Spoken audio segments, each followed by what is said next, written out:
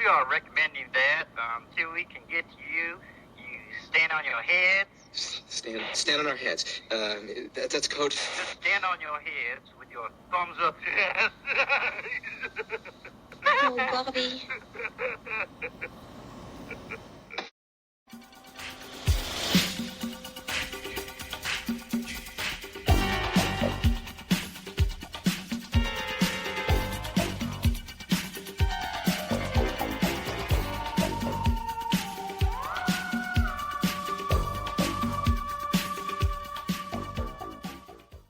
Welcome back to the world's greatest horror movie podcast, Chopping It Up.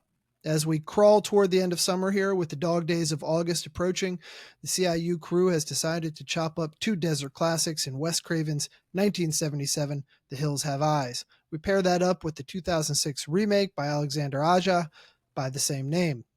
Pretty good insight into the American exceptionalism, the replication of patriarchy, rugged individualism, the Western frontier, Big Brother era surveillance, cannibalism, incest, and a host of other big themes are on display here. But before we dig into all that, let me introduce myself. Once again, my name is Jesse Goodman. I'm your host, and I'm joined by the following motley crew of our own. He's one of God's own prototypes, a high-powered mutant of some kind, never even considered for mass production, too weird to live and too rare to die. Intrepid field reporter and co-host Michael Sled joins us. Chopping It Up's own Ruby, scavenging and foraging for the good of the show. Please welcome co-host and executive producer, Miss Jeannie Simone. Papa Jupe, come in. We got us some tasty baby vittles. Let me introduce CIU's own resident baby eater / baby maker. His family tree is also a straight line. The inimitable mutant himself, veteran co-host, Mr. Joel Reeves. All right, guys, hook up your trailers and fire up the Winnebago, boys, because we're going on a little road trip across the goddamn desert. So let's get to it. All right. First impressions and meat cleaver ratings on a scale of 1 to 5. Meat cleavers. How many cleavers do you give each movie? Of course, 1 being the worst, 5 being the best. Let's see. Jeannie, why don't you kick it off? Joel, I'll go, and then Sled, you bring up the rear. What do you got, Jeannie? My dog attacking me. Vincenzo, off screen, down. Oh. You know what? You're not Beast and you're not Beauty, okay? This is not your time to shine right now. Jeannie's already conceded to us. Why don't you tell the fans here listening just how dedicated you are to watching both movies? Go ahead. How dedicated I am? That's right, yes. Well, I watched the original first. My dad was in town, and I watched it when my dad was in town with my dad. Shout out Moondoggy. I know he's got his ears on. Yes. And I had never seen it before. So I liked it. I thought it was just creepy, just weird enough. In fact, when I moved out to Oregon, Jesse and my dad drove with me. And there was a point in our trip where somebody referenced The Hills Have Eyes. I think when we were racing to find a hotel room in Wyoming in the dark. Mm-hmm.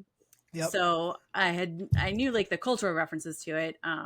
But we had our code names too on we had 2 different vehicles we were caravanning out there to the great Northwest. Yes. So I always think about that when I hear The Hills Have Eyes. I liked the 77 version. I kind of always sort of go with originals. Sometimes remakes aren't that great, except for Candyman. I was pleasantly surprised. For meat cleavers, I'm going to give it a 3.75. I think it definitely tapped into weird and scary in a different way than the 2006 version did. I stopped watching the 2006 version with about 47 minutes left because I just got tired of the people. I was like, they're stupid.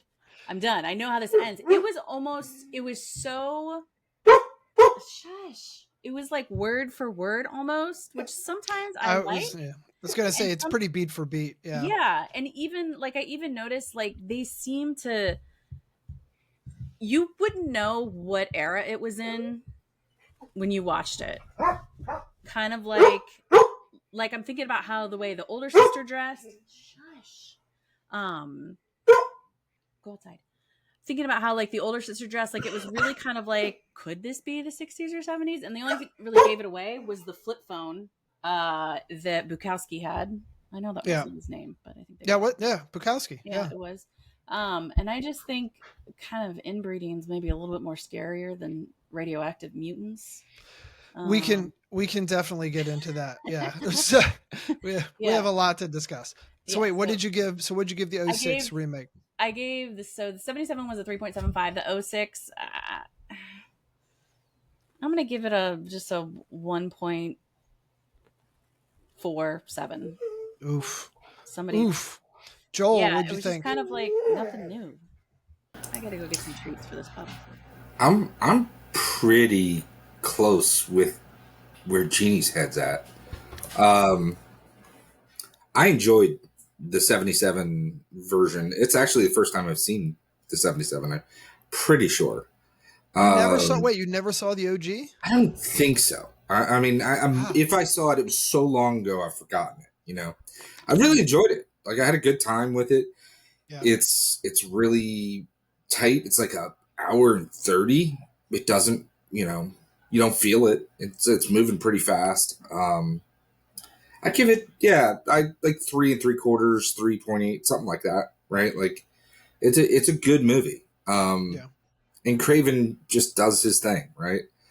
I don't know, the newer one. I do kind of like. I don't know if this is an actual term of art, but this guy, the director,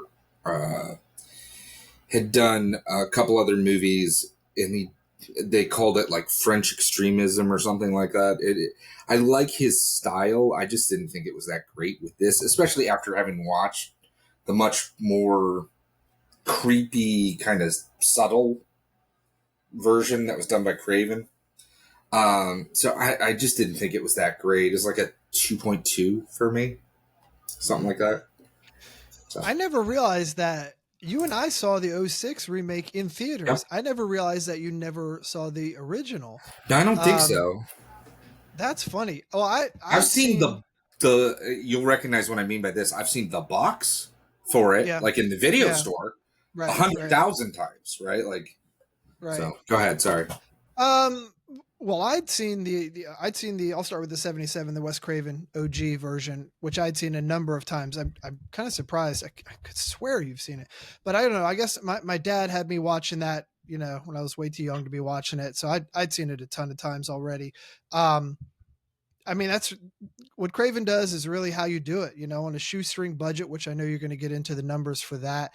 He still gets the most out of his script and the actors and the effects and the soundboard and like every facet of the film is done right, which is surprising. I don't think he even went to film school, if I'm not mistaken, but he layers in a lot of stuff. He's got societal criticisms, he doesn't really compromise, the scares and the mood and all those standard beats of a solid horror film. So there's a lot of good elements here that he refines later on in his film career. There's definitely something here in the way of verisimilitude that makes it work. It feels like could be a real story, one of those true stories before the internet was created, where we all gossip about it in school. It's like that sort of Texas Chainsaw Massacre effect with that apocryphal true story in quotes. I liked it a lot. I actually originally, I'm looking at my notes and I have it in the 3s, in the solid mid 3s, but I'm actually going to bump it up now that I'm really thinking about it, because I did rewatch this several times. I'm going to give it a 4.0001666 meat cleavers.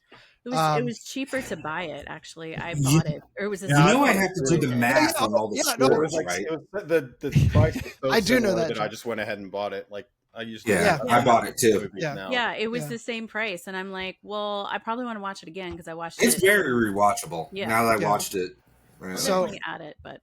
Yeah, no, I did the same thing, Jeannie. After you told me, I bought it. But so that leads me right into the 06, the Aja version, which I have. This is, in all quotes, not a rewatchable film. God damn it, I tried. And when I was watching it, I know, Jeannie, you said it's not on there anymore, but for me, it was free on Tubi when I started watching it a couple weeks ago. So I got a few viewings in before I guess it went off Tubi. I don't know what it's missing. We're going to break it down later, as the show moves on, but there's something missing. There's not something that doesn't engage the viewer and keep me coming back to it. So, I mean, Joel and I talked about it a little bit. There's this sort of faint comparison to be drawn between these two films in the original Dawn of the Dead, the George A. Romero, and versus the 04-05 Zack Snyder remake in the aughts somewhere.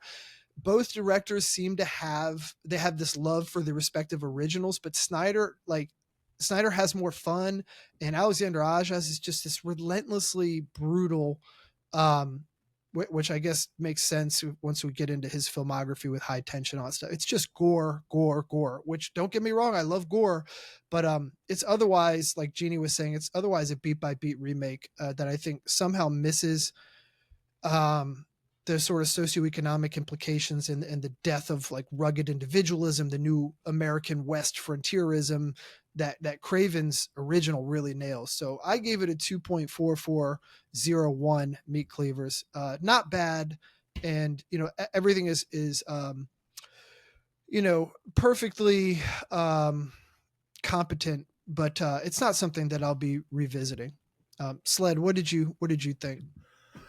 Yeah, I mean, so I had seen, I had seen both before. I think I actually, when I did first see them, I think I saw the newer one before I saw the old one. Then I went back and watched the old one, not for this viewing, but when I originally had watched them. Right. And I like the old one. I think it's a good movie. I think it's a good horror movie. I enjoyed it. The second one, I give it 3.75 cleavers. The second one, or the remake, I don't even want to call it a remake. I mean, it's definitely a reboot, right? I mean, it's just so. Well, wait. Is a reboot? I'm not trying to beef. Isn't a reboot like? Am I misunderstanding? They just changed I feel like they changed the plot in so many ways that I would call it more of a reboot than like a remake almost. Like it's just, okay. I don't know. It's just a different movie, even though it has some, obviously has certain things in common. Well, I guess the actual premise, which Jeannie briefly mentioned, we can get into. I guess that might change the whole. At least what sets everything into motion is different. But I'm sorry. Yeah, go ahead. I didn't think it's very good. I think they just went for like, it wasn't as bad as Rob Zombie's, remake of Halloween. Yeah. But it had some of the same flaws. Like it was just very like, oh, we're gonna just intensify. We're like, we're gonna take we talked about this, the aesthetics of the bad people and amp them up and add these more like over the top characters and like, do these things. But it's just kind of like, whatever. Like, I mean, it just didn't resonate with me, and it's too clean looking. Honestly, I mean, that's a big like. I don't want to get too much into it, but like the old one being on it was 16 millimeter film on cameras borrowed from a foreign filmmaker, right? Like, just the actual the setting, it's like so gritty. Of it, it's more believable because of when it was made as being, and there's just the general kind of gritty aesthetic of it just adds to what makes it good, and that's missing trying to do a clean, like a newer, nicer looking version. Like it just loses that. It's the same thing with like, Texas Chainsaw Massacre, all the remakes, they lose a lot of that aesthetic that creates part of the uncomfortableness of, and I don't want to get too much into it, like, cause I'll save that for the later in it, but, 2.5 is, I guess, cleavers what I get, but and that might be generous, honestly. Yeah. It's just, I wouldn't rewatch it. It's just very, I mean, it's not terrible, right? Like it's fine to watch. It's perfectly competent. Yeah. The directing, all the stuff. I mean, it doesn't sound like it didn't keep Jeannie's attention, but it's not like as bad as some of them where I just like totally like zoned out and like, whatever. So it's fine, but it's nothing special. Well, Joel and I discussed that almost as like symptomatic of the mid-aughts, where it there were a lot of these suffers from autism, right? Like it's like autism. It's so bad. It's just like everything is to the extreme. Like all of the guys have a Monster Energy drink, or at least they might as well have, right? Like right. Well, their fight scenes are just constantly rah, rah, like it's like it's like, God damn, guys, can you fucking do something different here? Like besides just the same. I don't know. What they needed was some good fight choreography, like out of Killer Workout or Death Spa. I think is what they really needed. I did love that fight.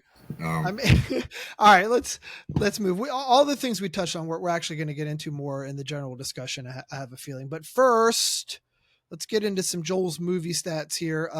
Our numbers guy, Mr. Joel, is back and ready to run down all the important stats for both of these bad boys. But first, he deserves a proper reintroduction after being absent for the last ep. So let me put on my best Rick Rude voice and do the man some justice. I want all you fat, out-of-shape, inbred, hill-dwelling nuclear fallout freaks to keep your cleft lips shut while I show you what a real mutated hog looks like. Genie, hit the music. Sled like that. I got to chuckle at a sled.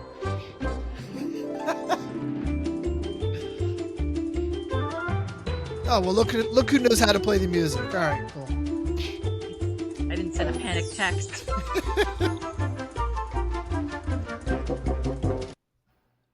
So, by the way you laid that out, the structure of that, I'm the mutated hog. It's a double entendre. There's a mutated hog, and then there's the mutated hog. Man, I don't know that I like that. All right. If it gets a chuckle on a sled, it's a win. That's all there is to that. All right. So these movies, there's a lot of people in them. Most of the ones, especially from the 77 version, did almost nothing else. So I'll touch on people that had interesting things. I'll cover everybody important, I think, name, but just touch on the name for most of them. All right. So The Hills Have Eyes, 1977, obviously directed by Wes Craven, written by Wes Craven. Cinematographer was a gentleman by the name of Eric Sarian, I think is how you would say it. Saarinen. So, and then I would say Saarinen. Okay, sure. And then the main producer, I think there's really only him. The person who brought the money to it was a gentleman by the name of Peter Locke. He actually makes a little cameo. I think he's Mercury. I think he's Mercury. Yeah, he's Mercury. Yeah. Movie is an hour and 30 minutes, which is like in my opinion, the perfect amount of time for maybe any movie, but definitely a horror movie. It's like spot on. The budget ranged, like, because the books back in the 70s were not quite as transparent as they are now, between $300,000 and $700,000. But either way, it's not a lot of money. So I did this calculation off the high end at $700,000. It made $25 million. So it made a lot of money. And that's before rentals and purchases and all of that stuff. It also had releases internationally. I don't know what the split on this, because again, when they counted gross back in the day, it was a little harder it's harder to get those numbers. But they had all sorts of weird things, like the title changed a bunch when it went international. But another really quirky one that I just thought was interesting is you're not allowed to put in film in Germany cannibalism for whatever reason. They won't allow it. So they described the family as aliens. So they're not humans eating humans. They're aliens eating humans in the German version. Okay. Man, you stole my tidbit at the end. Oh, really? Did I? I'm sorry. That's such a weird one. I know, it's such a perfect one. So at the 700,000 to 25 million, that's almost a 36 fold return, which is crazy money. I'm actually surprised they didn't make a lot more of these, but I just don't think Craven really wanted to. He actually is quoted as apologizing for having made two. He didn't want to do it, but he just needed the work, so they did it. This gets a 6.3 on IMDb, which is just regular viewers. It's a little lower than I thought it would be, but it got pretty well received by the critics. It was a 64, which is not that bad. So the casts, again, if I miss anyone, you guys can catch it at the end. But John Stedman was I tried to list everybody off on both lists and call out their character, because I just thought, since it's an ensemble, it would be useful. So John Stedman is Fred. He's the old man at the gas station. Janice Blythe is Ruby.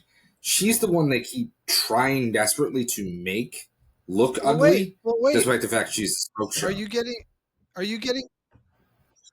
you Joel? Are you going to do anything that Stedman was in, or what? That John Stedman was in, Ralph, the gas station attendant, or no? I wasn't going to, but if you want to, hop into it. I'm just going to cover ones that have really weird ones. Right. Well, but Jeannie will know it. There's an really obscure horror movie called Night of the Scarecrow. Came out in 1981. He's in that. He's Loomis in that. Jeannie, do you remember you sent me? You like?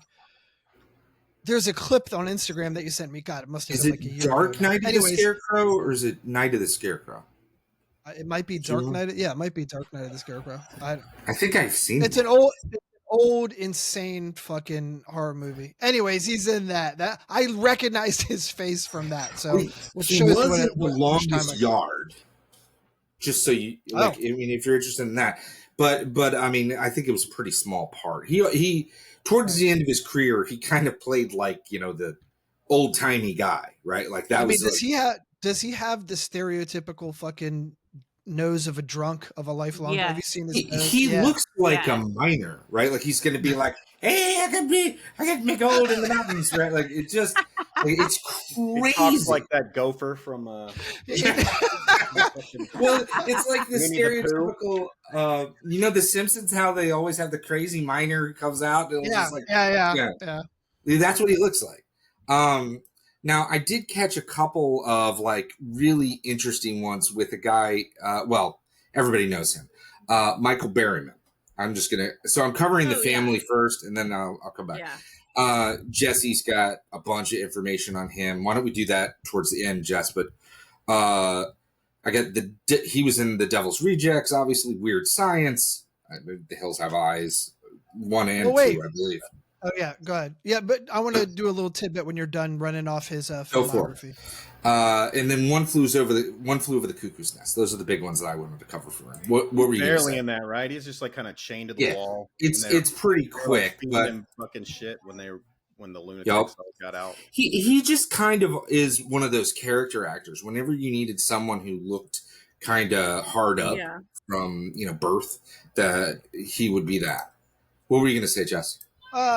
He's just such an interesting figure. I actually ended up listening to a podcast that was a whole interview, like a 2-hour interview with Berryman. Obviously, they were heavy on parts from Hills Have Eyes, but also his whole filmography, his life, his whole thing. This guy is a universally loved among acting circles and directing circles. He's like a really nice guy, really erudite, really articulate, a sweetheart of a guy. And it's funny that, I don't know what the machinations were behind Craven hiring him on for Hills, but, he was born with something like, I don't remember the number, 48 different birth defects. Ailments, right? Upon birth. Okay, so what he had was called hypohydrotic ectodermal dysplasia, which essentially means, so he's also got cranial stenosis, a narrowing of the skull right? As he comes out of the birth canal. Now, a lot of these birth defects meant that he didn't have fingertips. He's only got about 3/4 length fingers, which you can actually see in the movie at various points when he's siphoning off gasoline out of the Big Bob's car. Okay, you can see his fingers look a little shorter. They would bleed. The tips of what would be the ends of his fingers would bleed. The skin couldn't heal itself. He couldn't sweat. He has no sweat glands. Yeah, that's the one that's terrifying if you think about where this is filmed. Yes. So he's right. He's in, this one was not filmed in Morocco, which I know you'll get into, Joel, but the OG one's in the Nevada desert. You're at 120 plus degrees during the day. This guy's losing his mind. It was like dangerous conditions for him, but also his father was a neuroscientist, attached to the Marines. He was a naval neuroscientist attached to the Marines in the Navy in World War II. post World War II, after his father gets assigned to go to Hiroshima and Nagasaki to investigate the effects of nuclear weaponry and what it would have. Well, as luck would have it, the guy does all this research there in the name of good and comes back, and he and his wife decide to have a baby. They have a baby.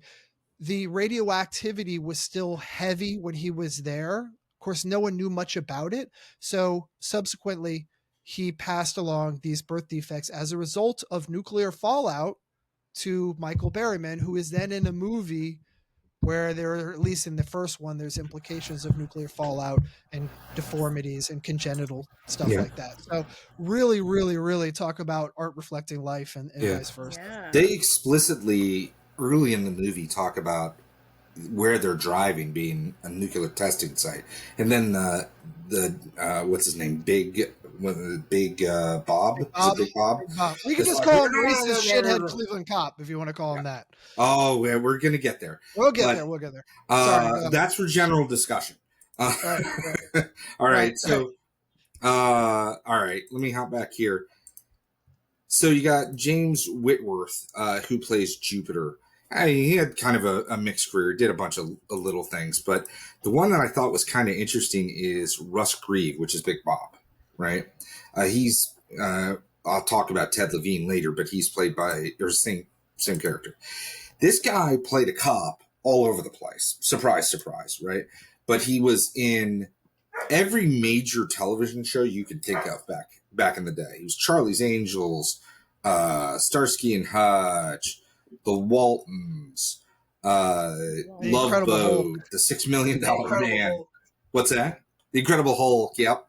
But my favorite one that he did, and he's also in Foxy Brown and Fuzz, which is just another Kojak. He's in Kojak, dude. Don't leave out Kojak. Oh, was he in Kojak? I didn't even see that.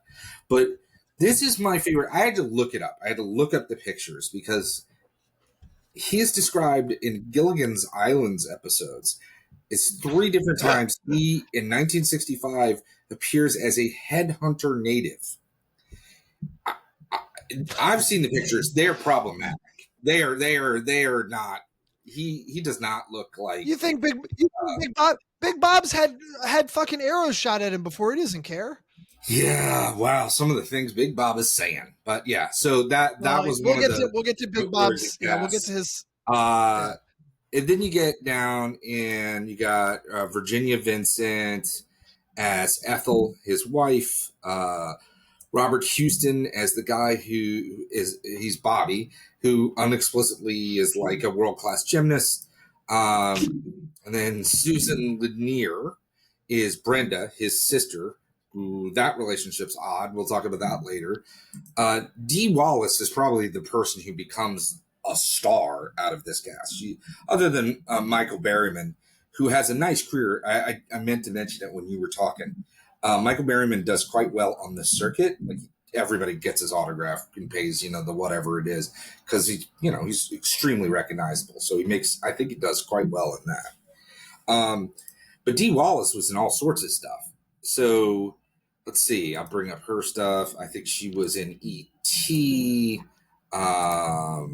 Critters, Cujo, Howling, just a bunch of things, right? I mean, like those are all big movies. So, I guess Critters is not on the size and scale of an E.T., but still. Episode 6, Silver Bullet and Howling, on Chopping It Up, we talk about old D in that. Yep. And then there was one other person that I got really stuck on. I couldn't figure out who she was. So let me bring her up. It's the mom who is Ethel? Not that one. Not that. It's God, where's her name? Brenda, is it Lacey Gordon? Lanier? Susan Lanier. So Susan Lanier, is she the one who ends up playing in? One of them was in the Twilight Zone movie, and I'm trying to remember who that was. Oh no, you know what? That's in the 2006 one. So I'll go through that cast real quick. So Yeah. that's basically Well, what hold I on, had. Sled. Did you have anything? You want to cover anything in that first movie? Just that Ethel was a fox when she was young. Yes, I noticed that as well. Ethel And was a then- fox? That's Yeah, not my dude. Bob. That's not my Bob. That's not my Bob. That came from So- somewhere. That's not my. So there's a Virginia couple of Vincent, things. That's her name. She was Jeannie Blake in The Return of Dracula in 1958. There you go. And then a couple more things. Well, I guess I could save these for trivia and tidbits. I'll go into 2006. No, you could. Let me do them now. All right. Okay. No, that's fine. You can save them. Okay. So then 2006, that's... Oh shit! I'm sorry. I got to interrupt you. I got to interrupt you, Sled. You're right. Virginia Vincent, kind of smoking back in 1750 or whenever she was young. Oh, yeah. Wow. Yeah, I mean, they had... I can tell you, It was like she's that also big got my flashbulb. favorite. Go ahead. What? I was gonna say my favorite thing, which Sled doesn't know about me, is I've always been a big proponent as a progressive guy of bringing back missile tits, which were the 50s when they had those. Hang with me, Jeannie. Here, this is a feminist podcast. I'm just saying you guys should bring back whatever those missile-shaped titty things were. Everyone had missile. Yeah, see, they're called bras. Yeah. What? Oh, what do you call your what do you call your car hole? I don't Garage? think they were super comfortable. Maybe, just my guess. Pointing at the triangle. Yeah. You have to definitely adjust for your clothes, I feel like. I mean, if we're going to make America great again, I feel like that's somewhere. Boy. That's somewhere. We'll get into that too. I feel like MAGA has a place in both of these films Definitely. as a prototype. And all right, go ahead. Sorry, go ahead. No, you're fine. So Are they missile tits? I thought they were torpedo tits. I thought that's what you were supposed to call them. Well, 6 to 1, half dozen to You the got to other. go from way out, but same the general idea. alliteration's important. I think you're Hey, right. guys, that's our other podcast. That's okay. Sorry. So, the 2006 version is filmed in Morocco, and the director of that is Alexandre Aja. The writer is Aja and Gregory Faja Lovin. Did is he that just do that so he Aja did he is do that so daddy. he could be closer to home? Because I see he's French. Yeah, No, I think well, Why No. would you even need a writer? No. Because they used No. all the same stuff from the 77 version. what I understand was the original intent. So you got to remember, and Joel's going to get to this in a second. I'm sorry to beat you to it. No, but you're fine. Craven is the producer, so he's got money behind it for the 06 Yep. remake. He signed off on these guys based on High Tension. He liked that. He thought they would do it justice. They had a similar vision. The intent was originally to film in the same location as the OG version in 77. They come to find out they go there and that desert has been built up. There's condominiums and stuff everywhere. There's still plenty of shittiness out there to film in. I just drove through that area. For whatever they were looking for, they didn't find it. And the spots that they wanted were all built up now. And then they started trying to look in other areas in the Southwest and the money wasn't right. And Morocco seemed to be the cheapest version they could get and do a good approximation of what it looked like. and I it don't doesn't believe look it. bad. I feel like honestly. there must have been some kind of money laundering scheme involved with that. Yeah, I do think it's understand gotta be how a it's lot cheaper to cheaper. go to Morocco because you got to pay and fly everybody Yeah. out there. I mean that guy read- is French, so maybe that's part of it. I don't know. Maybe, I don't know. I think I read there was something else that was filmed there at the same time, so they all stayed at the same hotel. But I'm not understanding why it was cheaper, considering you'd have to pay and fly everybody out there. But I don't know. Maybe they got some. Well, it wasn't a cheap movie to make. So 15 million? What did they it was spend? 15 million. Well, let me go through the rest of the directing cast, but it was so the other writer was Gregory Lavasseur. Levasseur or Levasseur. I didn't see Spanking it. sled. My I mouth used to doesn't work. do I used that to have very an well. HR manager that I worked under, and he had that same last name, but he was in Texas, so he just Well, it left comes out store. of my mouth being like bonjour, But I right? think Like it was I can't. Yeah. Maxim. Yeah, So depends on what part of France you're in. That's the southern accent. there you go. The cinematographer was Maxime Alexandre, and they worked together on a couple of different projects. Aja and Alexandre. They worked on. Alexander. It's Look, just man, Alexander. I'm trying here. You're like, let's pick movies with French people. Faja is daddy. That's Aja not even is that dude's real name, by the way. You know that, right? No. That's his working name. What's his that makes me Alexandre. really dislike it. Am I jumping on your shit? Were you going to say that? No. No. I don't speak French, but Alexandre Juan Arcadi. It's like a hyphenated last name, Juan Arcadi. So the Aja comes from just the initial letter. I thought you were going to tell me Aja means fake name. I knew it. No. Why keep the first name? Why don't shouldn't he just be Aja, like Prince or something? Like that's his name. Alex Aja? I don't know. No, just Aja. He's no first just name. Aja? Just Aja. All right. Well, they all work together on the movie Crawl, which if you haven't seen that, it's pretty good. Haven't seen Which is the alligator, like they're trapped in a flood with a bunch of alligators. That's not a bad movie at all. Producers of note are Peter Locke and Wes Craven. Like Jesse said, Craven himself had money in this, and he absolutely signed off on everything here. So he at least gave Aja space to do what he was doing, right? Whether or not he liked it a ton, who knows? I don't know offhand. But the budget for this, like I said, is $15 million, but it made $70 million, so it did quite well. It's almost 5 times the 4.7 return. Decent scores on IMDb, at least as good as the original. It's a 6.4. It didn't do very well with critics. It was a 52. And again, I'm just going to cover like a handful of the top people who had the most interesting careers as far as I could tell. So the first one I'll start with is the guy who plays Pluto was Michael Bailey Smith. So Michael Bailey Smith, I thought you guys would like this one. He just plays a big guy, right? Like in almost everything. But he is credited in Nightmare on Elm Street 5, I think. Or I think it's 5. It's the Dream Child, whichever one that is. That might be 4. Mm-hmm. And he plays Super Freddy, which is like, I guess, just Freddy on steroids. So, and then you go next to Billy Drago, who plays Jupiter. He's kind of the skinny, gaunt-looking fella. At least I know him best for his role as the hitman in The Untouchables. He's the one that... the white suit. Yeah.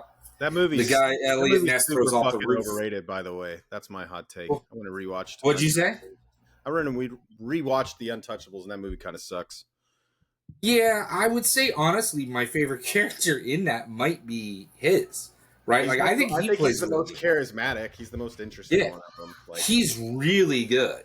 I don't know why he didn't get a lot more work, but I mean, most of the other movies he worked on, like he's in Tremors 4, he's in Delta Force 2, like so he's working. Pale Rider. Is he in Pale Rider? Oh, he's on Supernatural. I didn't know that. So just lots of things like that where they're not like I'd say like A-grade movies, but. Then you got Ted Levine. Everybody knows Ted Levine. Well, hold on. Before you get to Ted Levine, imagine how insulting it is for you to be the only inbred mutant nuclear fallout guy who they're just like, nah, we don't need to put any makeup on you. Yeah, that's Like not the good. the rest of them have like 50 pounds hydrocephalic heads and goiters and shit, and they're just like, just smudge some dirt and I think you're good to go. Just bring what you and wore yesterday to the set, terrible. and you're good. He's a weird looking dude. Yeah, but he's great. I mean, I think he's a great he's character great. actor. I don't think they did enough. I mean, I don't want to get all the way into it, but like they didn't do anything with him. No, in the 06 no, they version. didn't Terrible. with him, and they honestly don't with like Hollywood doesn't do much with him, right? It's just it's not great. But I really like him as an actor. So Big Bob is played by Ted Levine. Ted Levine, for just the listeners, he's Buffalo Bill in Silence of the Lambs. He's Bosco in Heat. He's the warden in Shutter Island. He's also, for people who watch like USA Network, he's the police chief on Monk, I'm going to which a lot of people know him from. Most important part, which you've already left out, which is wait, Sled. Can I guess it? Yeah, go. I bet you can. It's going to be Bullet with Mickey Rourke and Tupac Shakur. He's the oldest brother in Bullet. He's like Jesse told me that one. He was all revved up about that. I was like, okay. I haven't seen it in years. That is an incredibly underrated film. I mean that's legitimate. That movie is fucking badass. It's fucking tremendous. Rourke, Tupac, Ted Levine. Yeah. Those are probably the big. But there's there's good amount of character actors. And the other one, Adrian Brody? Oh yeah, Adrian Brody before he's Adrian famous. Brody's in it. Like he's the youngest brother. Who's Mickey Rourke, Ted Levine's younger brother? Is that what he is? In the movie, he's the middle. He's the middle that's brother. What I mean. Yeah, yeah, he's the middle brother. Brody is the young brother. Rourke's the middle, and Ted Levine's the older one. I guess what was that? I mean, we can go ahead and have a whole side fucking quest here. So Tupac and Rourke were locked up together in prison. Mickey Rourke's a heroin addict. Tupac, as we understand, is some sort of drug capo, and they get into a beef in prison, and Rourke stabs his eye out, and then the whole thing is him going back to like Coney Island when he gets released, and Tupac comes to kill him. The whole thing is sort of like a fait accompli. He's going to die at the end, but it's pretty awesome how we get there, and Rourke is just so cool. And for some reason, they play really heavy on him being a Jew. I don't know why. He's Jewish, and they play that like. I know. Is he the only brother in it that's not Jewish? Yeah, right. Why are they doing in real life? Mickey. Adrian Brody's Jewish, right? Like, yeah. Oh, and you know who else is in it? Now that we're getting so deep into this, now we're getting into the Bullet podcast that we have. Is Mickey Rourke's buddy Sled? If you remember, what's his face? Donnie Wahlberg? No, not Wahlberg. Oh, well, he's in it Donnie too. He does Wahlberg's make an appearance. As Big Boss. No, the guy who is in Scarface, who's Pacino's right-hand man. The big guy, like the tall guy. The tall, good-looking Latino dude. He plays Cuban, but he's not Cuban. I don't know. Yeah. What? Fuck. Who's he play? He's is that his buddy? I guess I never realized it was Lester. That's Mickey Rourke's. Lester the molester. But what's they call him in the movie at one point? Yeah, but what is his name in Scarface? I have no idea. Is he Manny? Manny. Are you guys going to start doing a review of Scarface now? We're going to compare Scarface and Bullet? Is that what we're doing? Go see Bullet, guys. All you horror fans, fuck it, just for one day, go see Bullet. I think it's and Manny is like he's like closeted gay. He's always trying to go on about how he's not gay, right? Like the whole right. The whole movie. That's the joke. Protest too much, right? Yeah. It's been a long time since I've seen that movie. It's a great flick. All right, go ahead. Sorry, Joel. Oh no, you're fine. So Kathleen Culane, I think is how you say it. Quinlan? So I thought it was Quinlan. Maybe it's Quinlan. I don't know. I have no idea. So we're gonna go with what you said. Yes, it's Quinlan. Quinlan. All right. Quinlan. So she is in. Let's see. Hold on, I had it here. She's in American Graffiti. She got cast in that when she was in high school in 1973. Like they came and found her and cast her. She was in The Doors. She was in Apollo 13. But I went shit. deep into her filmography, trying to figure out who she was, because she looked like someone to me. And if you remember the movie, the Twilight Zone, the movie, do you remember the little kid who could make anything happen with his mind? Oh, we got to do that movie at some point too. But yeah, it's a great movie. You remember the little kid? It's called like A Good Life or something like that. She's the mom. Yeah, she's the mom in it. Oh yeah, and I was like, But you know what else? What's that? You know what else she's in? She's in Joel. We saw that movie, one of the many movies we saw sitting in the basement as teenagers because we're losers and didn't go out. Breakdown with Kurt Russell.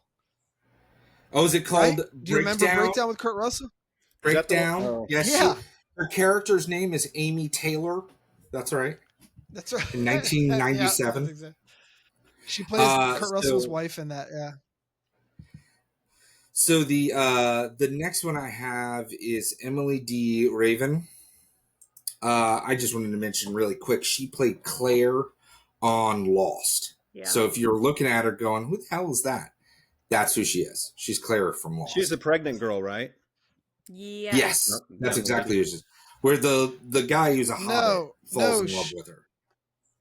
No, she's the disappears though, right? Oh, I'm sorry. No, in Lost she was pregnant, Jesse. Yeah. Right.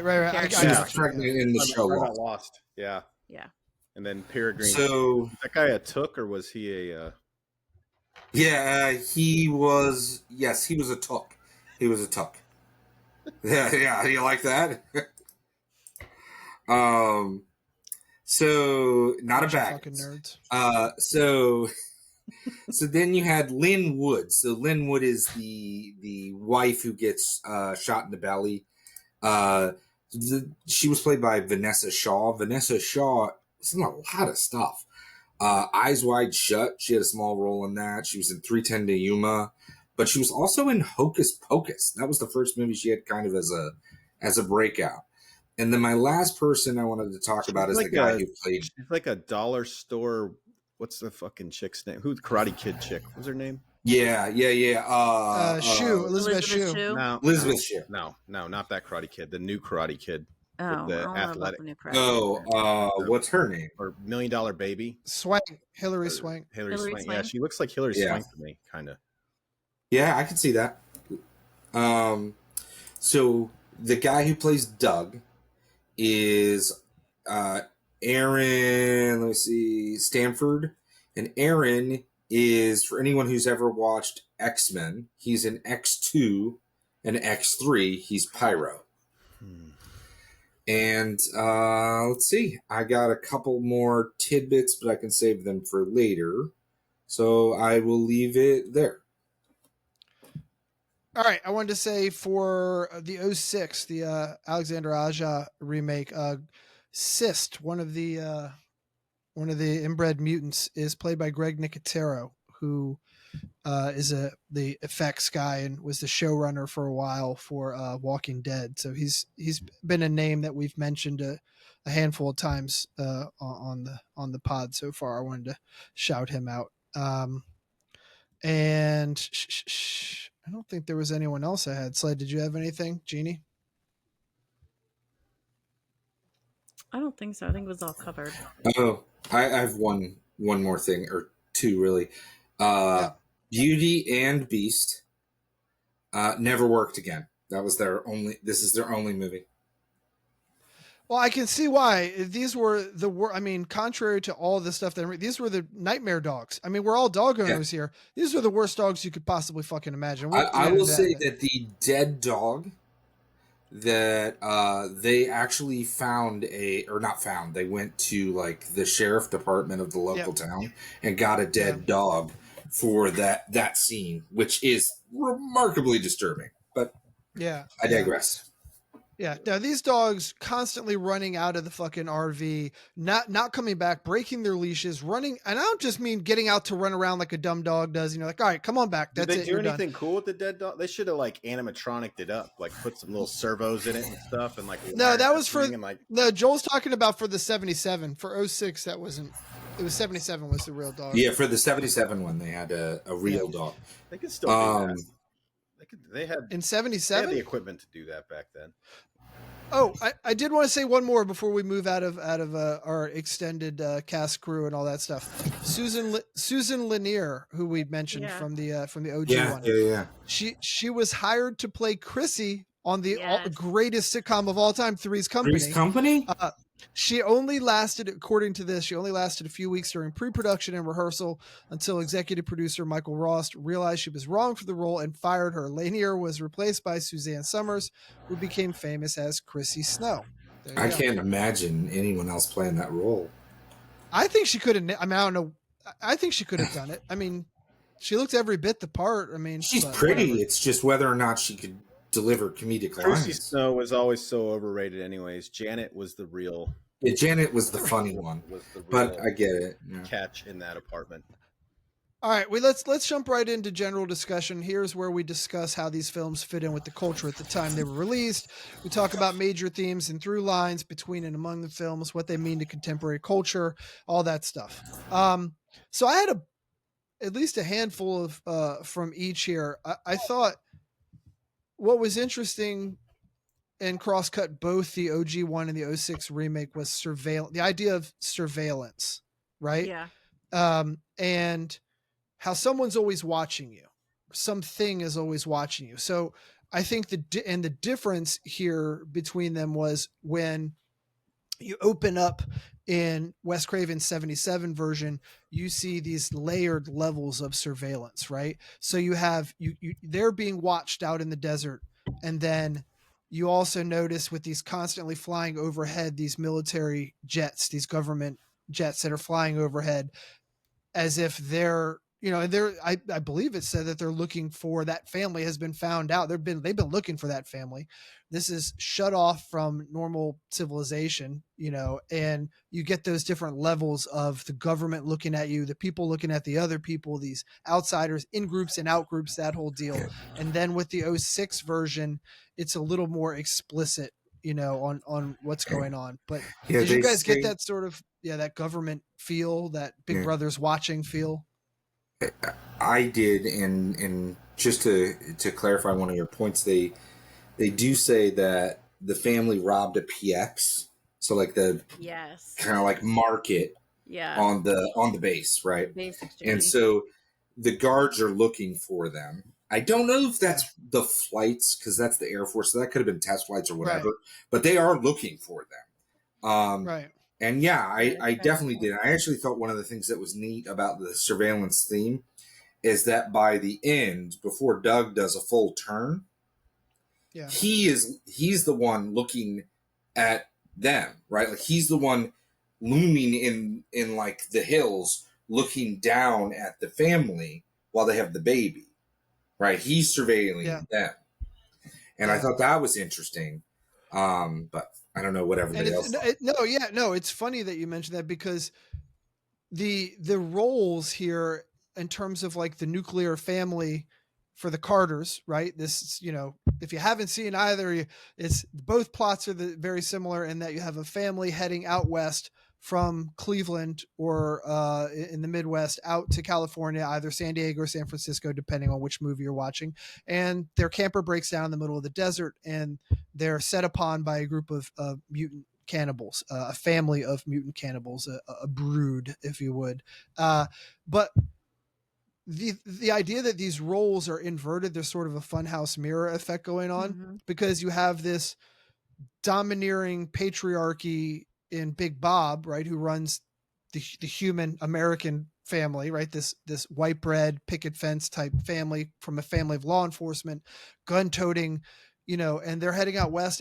But then you look at this mutant family who's also run by Papa Jupiter, right, and he runs his clan the way he runs his clan, and both of them are predicated on violence. And like you said, Joel, by the end of it, the surveillance order switches, the savagery switches, all of the roles are swapped out, and I think that is what is missing from the 06 version, because there's no humanization effort for the family of cannibals. And now, like you said, Gene, these were just radioactive mutants now, and we don't get a sense. In fact, talking about wasting that character, we don't see Papa Jupiter, but a couple of scenes, he's not really a part of it the way he should be. I mean, that's what Craven was doing, was trying to set up those figureheads in the fathers back and forth. And we missed that in the 06. See, I think Aja loved the original. I'm sure he had good intents, and there are parts that are good. Like I said, it's so competent. It's fine. There's nothing wrong with the pacing. There's nothing wrong with the soundtrack. There's nothing wrong with the acting. Everything's perfectly adequate, but he's missing themes, and the themes that he does seize on: patriotism, the military industrial complex. Joel and I talked about off camera. He hits you over the fucking head like a sledgehammer. Yeah. Someone gets stabbed with an American flag through their head. We get it. We fucking understand. Craven does it in such an effortless way, and in such a more subtle way, that's what I enjoyed about it. Yeah. Maybe that's what's missing. Right? Like we talked about that earlier. Like there felt like there's just something missing from the 06 version. Yeah. Well, like Joel said, and Sled was also alluded to with the Rob Zombie stuff, this movie, the 06 version, is autism, as we've now coined it. Because everything, including Rob Zombie's Halloween remake, all this stuff was bigger and better. So the mutants in the OG one have things wrong with them, but not necessarily, right? Go ahead, Joel. Yeah. I just think that really screws the whole pooch. I really do. As soon as you make them, or as soon as you completely dehumanize the family, right? You make them absolute freaks, right? Then the audience can't imagine being in their shoes, like in the family's shoes. Yeah. And that's what Craven's doing, like Jesse was saying. Yep. He's playing with who's the real savage, right? Right. How far away are we from? Yeah, I mean, he does a much better job of making the dad like who's the villain? Yeah, like in the first one, like dad's like a fucking piece of shit. Like Ted Levine's like, I mean, he's like kind of like a conservative, like making fun of his bitch ass stepson. He's like a jerk. He's not like a monster, right? He's just like, oh yeah, like he doesn't like firearms. He's a Democrat or whatever. Like he says to him, but like. Yeah, the guy in the first one's like, I was a cop and blah blah blah blah. Well, let's go ahead. That's the entry point. Slurs, and then he was obviously a head cop because I was even shot at on 2 separate occasions by my own men. Like, Michael, actually, I wrote this down. I was like, did he just say his men tried to frag him twice? And the answer is, yeah, that's what he said. Yeah, and like how big of a piece of shit cop do you have to be to do that? Like it usually goes the opposite. Like in Cleveland, I've been to Cleveland. Well, I mean, I hope we don't have any Cleveland listeners. I'm sorry. No, fuck them. If they're Browns fans, they've suffered enough. Do they even have it? They have electricity there. Yeah, But I thought that goes to what we're talking about here, is that like Craven's intentionally setting. I think the difference here is where Jeannie said she just couldn't stand these fucking people in the 06 version. In the 77 version, we're not supposed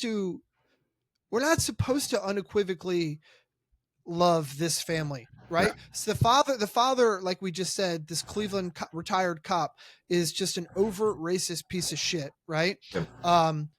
Whose own people want to kill him, right? The mother is this sort of she's just like a Dumbo, right? Who, what is she saying? Not Mayday. She's saying fucking Maypole. She's an idiot, right? She's not Mayday. She's a religious zealot, right? Who just doesn't know her ass from her elbow, right?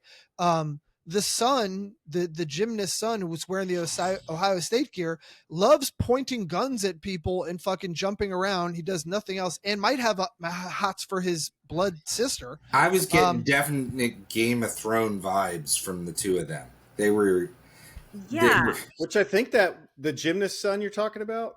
Yeah. I think he was gay in real life, which is funny. Well, I even had a quick second where I'm like, is that her boyfriend or her brother? Yeah, no, right. And then I'm like, well, I said there's the one clip which we should put the clip on here, Gene, if you could do this in post production. The clip I sent to everyone as I'm watching it.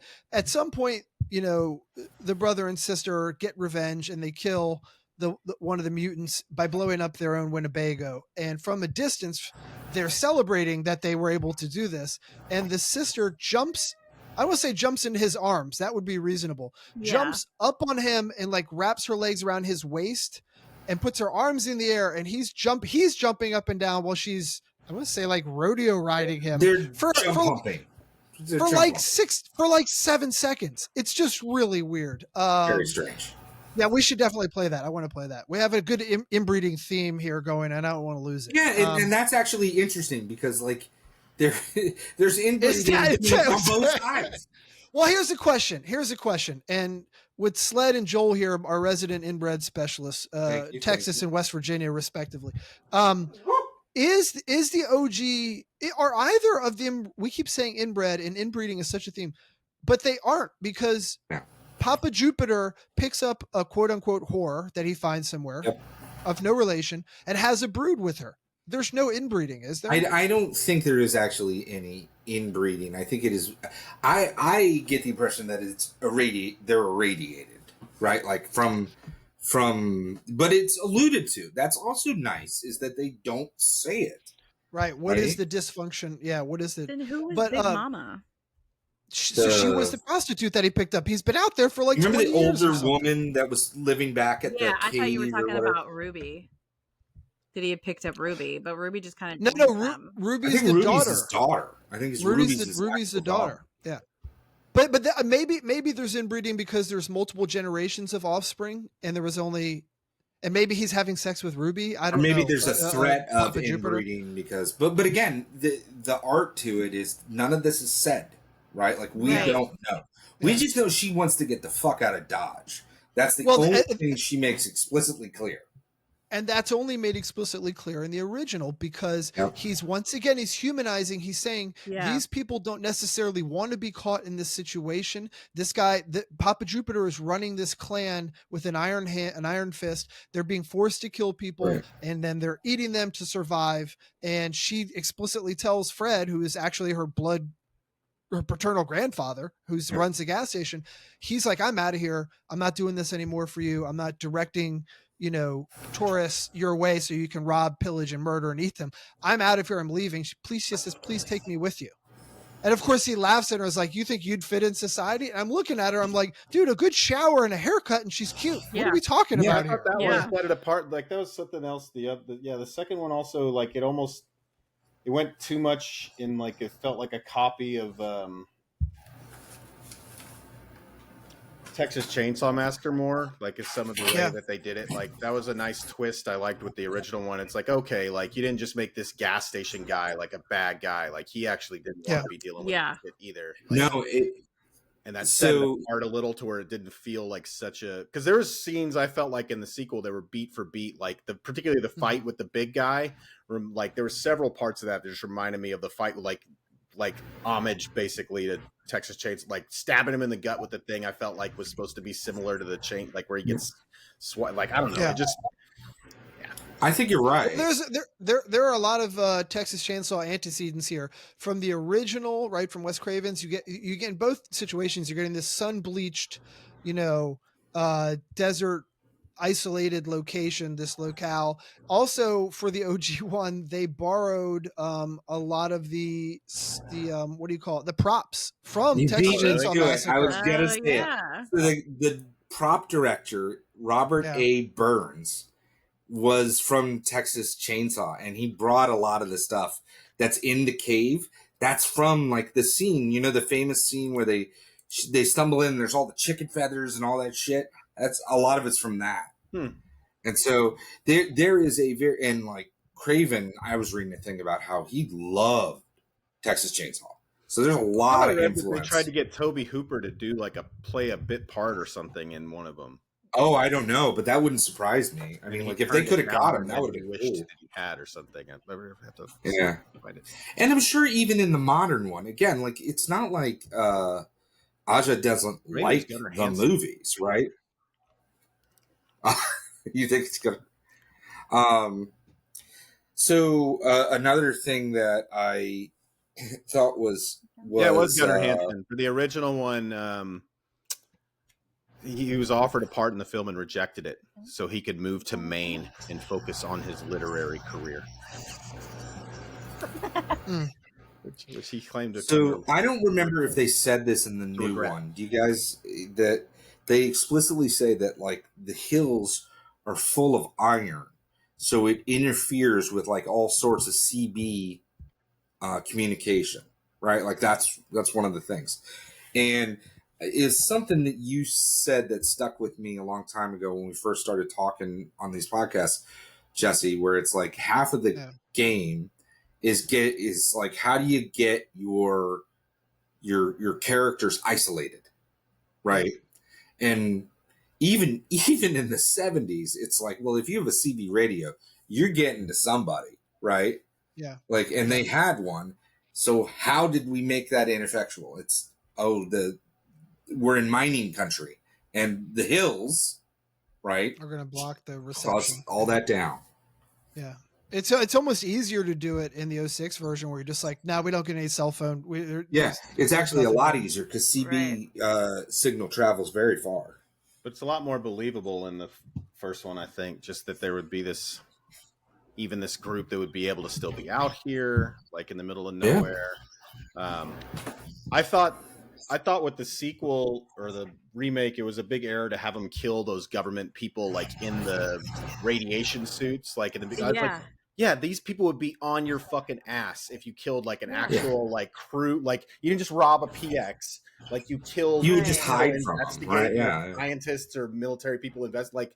Oh, I get you with your mutants. They would drop a fucking bomb, like run you over with a tank. Like they wouldn't fucking matter. Like it was just. It's in the FBI or maybe the military itself looking. It was like too much of like trying to amp up this. Like it's the same thing as like amplifying the effects of how mutated the people are. It was like, we're gonna have them do this. Like these people are fucking out here and they're killing. It's like, well, you just ruined your whole idea. These people would never survive for however long out here if they were doing shit like this.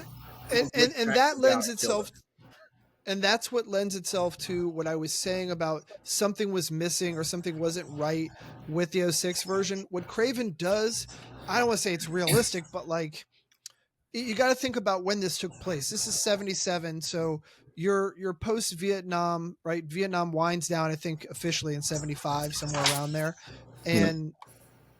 75 well, just the ease of how you the realisticness. I mean, that was part of the problem just in general with the remake is the reality and the ease of how much you could get off the radar and like be undiscovered. That's in the 70s is like astronomically higher than it is now. Like they're gonna like someone's gonna know where you are now. Like it's really fucking hard. Like unless you go to I don't know where.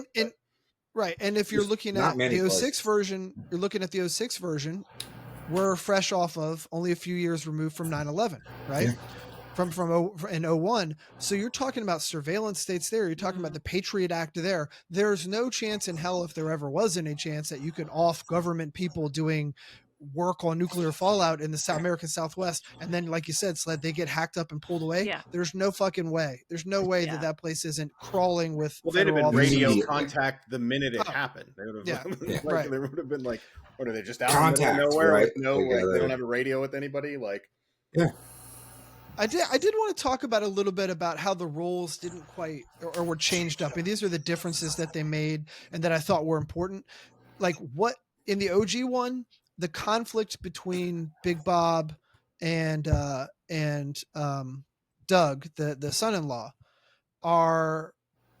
it's there. You know, Big Bob rolls his eyes at him a couple times. I think he's going to kiss his wife before he sets out on the road to get help. And Big Bob sort of pulls him away like, hey, you know, we're fucking talking. Yeah, here. it was pretty, but like, it was pretty standard, like, father-in-law protective-ish stuff. Like, it wasn't like, that was the funny thing, is like, he was actually nicer to him, even though he was a huge piece of shit, I feel like, than the guy. Right. And that was my point, but I'm going to compare it and contrast it here with the 06 version. So like you said, Sled, they weren't each other's favorite person, but like they understood the dynamic, and Doug helped. Doug had the mutton chops and a little bit of the floppy hair. And so He was that's goofy that looking, 70s. but he wasn't a bitch. Like, he didn't start. He was right. No, right. Exactly. He was useful. He was competent to a point. He just wasn't the kind of man's man, that sort of undefined 70s trope of what a masculine. He's the one who brings back supplies. Like, he's actually pretty useful. But it's implied, or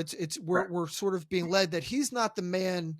He's not the gun-toting law enforcement guy, and he's not the, but then you contrast it with the 06 version. Doug it's expressly political. He's a Democrat. He doesn't like guns. He's a techie guy. He's running his own cell phone company, but he's an idiot. He's incompetent. He's a boob. He can't even fix the air conditioning. He's not even a real techie guy. He can't finish he can't fix the air conditioning unit in the Winnebago, right? He can't do anything right. He doesn't get the spot. He is the moment that he's left to his own devices, he lights up a cigarette. He's not supposed to be smoking in there. He says, "Go fuck Big Bob." Well, what about my sister? Well, fuck her too. This guy has an infant. He's chain smoking in his father-in-law's fucking refinished Winnebago. He says, "Go fuck my father-in-law and fuck my wife." Yeah. This guy's a dickhead. This guy is an awful I know we're like, and I don't think this is Wes Craven telling us we shouldn't like them as much. This is Aja not knowing what he's doing. I really think that was the case there. It's either Aja or the guy who's reworking the screenplay with him. I forget his name, but I can go look it up. But right, and I think that what Craven does in the first one is he makes everybody in both families, right, completely. I mean, like, obviously the Carter family's terrible, right? Like, nobody's rooting for them, but he also makes everybody in the family who gets stuck out there someone you don't want to root for. Up to it, so Bob, the brother and sister are off-putting, the mom's off-putting, everybody but Doug, right? Yeah. And that's why everyone's so invested in Doug, and when he finally flips at the end, and that's what I think is so cool about the original. Well, also, Joel, to add to that, it's like, speaking of everyone being unlikable except Doug and the OG, they sit around after they get, they're stuck there, and they set up their table and they have some drinks and some food. They have a good amount of supplies and stuff, right? And they bring up how one of the dogs, how Beast, remember that time he fucking killed that poodle? Oh, that owner was fit to be tied. And we laughed. I'm like, you're like, what's wrong with these people? That shit's not funny. No, they big joke to them. Their dog he murdered their dog. And they laughed at the woman crying about it. Yeah. And who was like going to sue them for vet bills. And they were just like, what a big laugh. These are not likable people. They're terrible people. Yeah. Up to and including, I'll even say it, Beast is a terrible dog, right? Yeah. They're both bad. Look, my dog is, first of all, the idea that you want a murderous dog as some sort of to valorize something, like, we don't want that. I think people want a dog for like maybe to like guard their house or feel safe when they're in their house as a defensive position. But you also want your dog to A, listen to you, and B, not kill other dogs, and C, not run off and try to kill human. Like, I don't know. It was the 70s. Maybe everybody was killing dogs with their dogs. I don't know. It was a different time. Like, of course, they have German Shepherds. Like, that's the most police dog to ever police. Yeah. Well, they're also supposed to be fleeing Cleveland, kind of. Like, are they supposed to be like white flight from Cleveland, like based on the time? I couldn't tell if it was a vacation or if it was like we're getting away from Cleveland. Well, they lived outside of Cleveland. He was a Cleveland cop, and he hated it. They did not live in Cleveland proper, as I understand it, and that was why all of these jabs are being taken out. You didn't curse that way before you moved to New York City, he says to his daughter, and they're going where? They're going out west to San Francisco. San Diego. San Diego. San Diego in one, San Francisco in the other one, I think. I think it's San Diego. But in any event, city to city, what the message we're being sent is, and Joel said this, it's like East Coast, liberal elite, whatever, this bit major city, urban area, replete with violence and people of color who are, quote unquote savages or who are hard R's or whatever we're saying about them. And now the West Coast is like big city out there, same thing. Everything in between, absolutely devoid of any just wasteland, There's right? No Just actors, wasteland. there's no actors of color in either, are there? No, I don't think so. Not to my knowledge. Which I think is an interesting, actually, for the first one, because the first one he's like super racist, and then he gets killed by like the most redneck people that he can. Like, so I think that's like, I think there's something to be said there. Right. Well, there's the failure of both. I mean, so speaking about are they going out west to go change their lives or whatever? There's also a whole theory on that this was really about like settler colonialists versus like indigenous tribes, with the mutant family being the representative of the indigenous tribes of natives. And you get to see them walking around in the stereotypical, the way that Native Americans were portrayed with these, animal pelts and paint and all. And the one guy, Mercury, who's played by the producer, Peter, what's his name, basically looks like he has an Indian headdress on, but I think it's pelts or something. But so you have the might equals right, this white, nuclear family, these, beautiful blonde daughters, and the whole, the law enforcement agent as the father. They're all arm themselves with guns, and they just bull their way through the American West with their proverbial wagons in tow, right? And they trample the natives, and then they get hit with, I mean, he even says, I got shot at by arrows. I feel like that's also a statement that Craven was trying to make, at least in the OG one. If he wasn't trying to make that statement, that is I want that movie. What the actual fuck are they doing shooting arrows at each other in Cleveland? In Cleveland. Well, it's fucking Cleveland. Who knows what goes on there? I think we already told our Cleveland anecdote. We absolutely told this story about that. Yeah. I can't do it again. It doesn't matter. It just ends in racist cops, which I guess we're not surprised. Let's see. Do we have any other themes you guys wanted to touch on? I think I have a couple more, but I don't want to dominate here. I don't think so.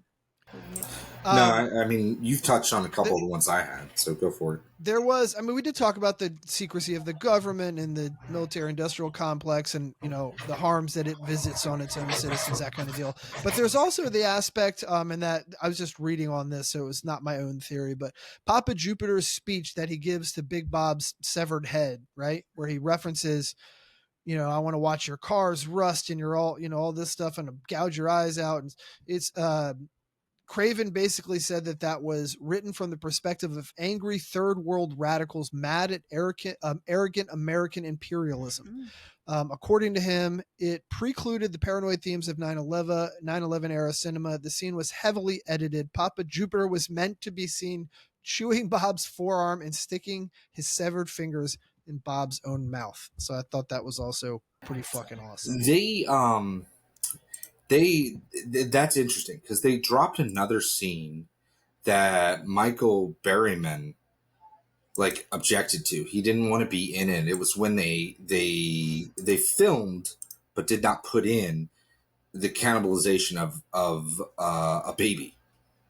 Right. Yeah, Craven wanted them to kill the baby. Yeah. Right. They all said they would walk. The cast said they threatened to leave. Yeah. No, we're not going to do the scene. If you write that's this too in, that's we're all too walking. extreme. Right? That's it. But think about this. Think about the themes. You got babies being kidnapped and maybe being murdered and eaten, dead dogs. You have, and we haven't gotten to the scene, which I feel like the other pods I listened to were giving, trigger warnings for that. So I will say anything from this point on, there is a scene in here. We'll try to timestamp it if we can, Jeannie, but that there's an extended sexual assault scene in one and a sexual assault scene in the other. So I was gonna say one other thing. Did you read it all about the Sawney Bean thing?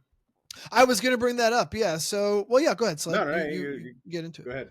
Well, so there's a little bit of an apocryphal, story to how this movie was conceived.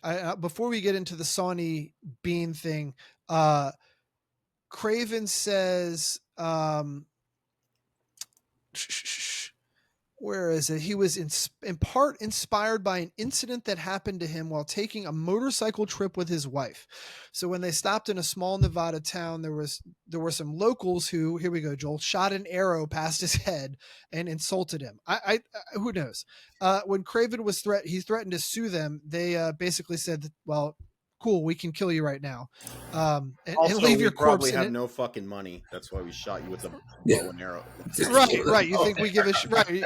Oh no. So that's the one thing. But what is commonly attributed to where this movie, the idea for this movie came from, is Alexandre Sawney Bean, who was he was a Scotsman in 16th century Scotland, who had a clan of murderous thieves.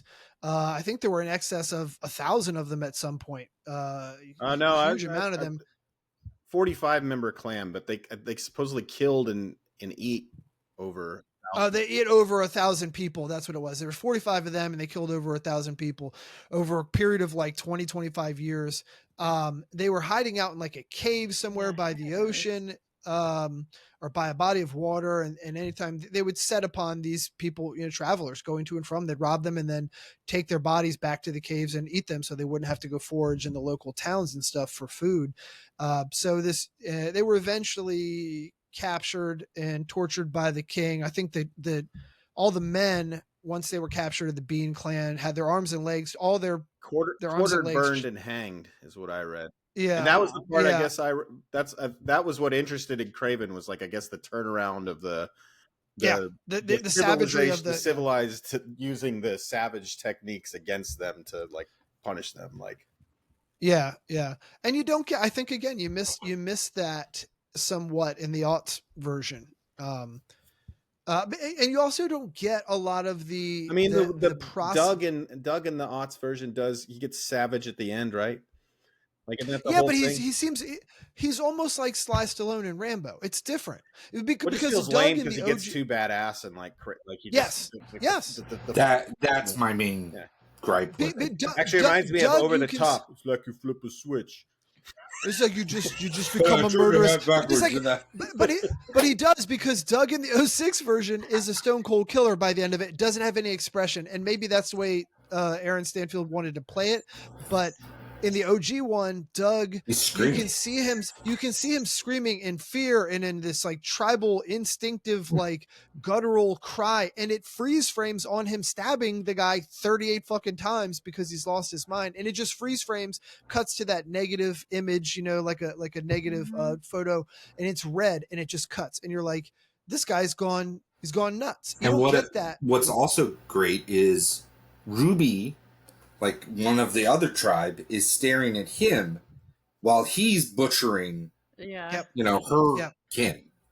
Right? Did any of y'all finish that and wonder if she was going to attack him? Like, almost like he was like, And I kind of like the way it ended. Like, it ended like kind of inconclusively. Like, it wasn't. Like, it was like, ooh, She felt bad. Yeah. She was crying. She felt bad for her kin getting killed, but also, So the layers there. I thought you were supposed to feel like she was maybe kind of scared of him at that point. Like, I think so. I think she might have had several. I mean, like, that's the thing, is I think there's a lot of emotions going on in that scene. Like, it really builds, and then it cuts.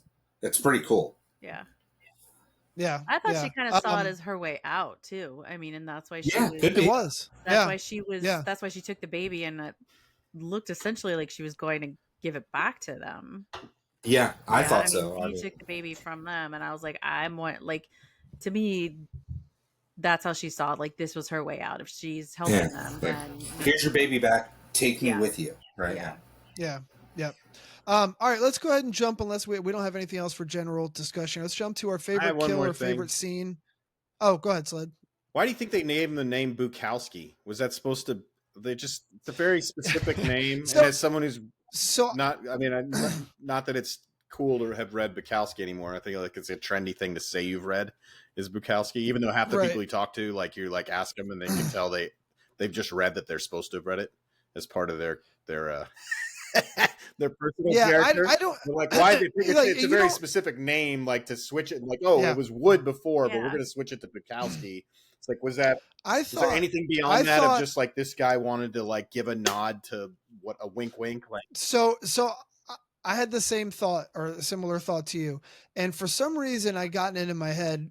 It could be because I'm Jewish, but I was like, I thought Doug was supposed to be Jewish. And I thought that I thought Big Bob made like an anti-Semitic remark, but maybe it was just me reading into like what he would do in real life. But I'm like, and so I'm looking at Bukowski and it's a Polish name, right? Yeah. And obviously we're all thinking, like you said, Buk, Charles Bukowski.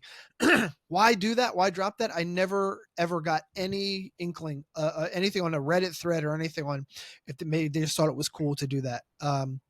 But that also connotes, Bukowski for being a drunk and all that other stuff was, if you do read his stuff, Ham on Rye, which is mostly autobiographical, right?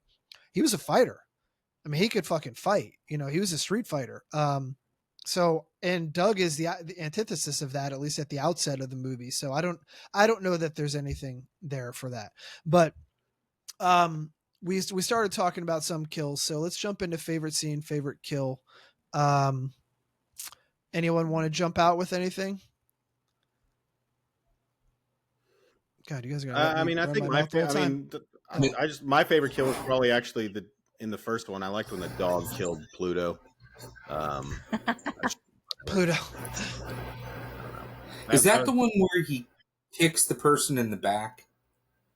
Like the dog like jumps and knocks the guy off the rocks? It's got that whole scene where it's like chewing Pluto up.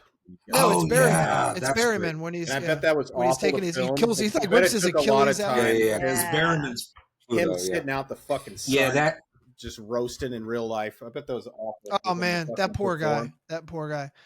But that's it's speaking of Berryman again. It's he just suffered so much through the shoot, and I was thinking about it's not the irony, but just how this thing was about these people with these birth defects and things like that as a result of the nuclear fallout, which is exactly what he had. But then the timing of it in the 06 version, at the beginning, when they start the opening credits, they're showing all of these pictures, these snapshots, these frames of these deformities from babies and people and women and children. Those are like Agent really Orange disturbing deformities, I think. I was going to say those are all they were all real pictures of Vietnam era deformities.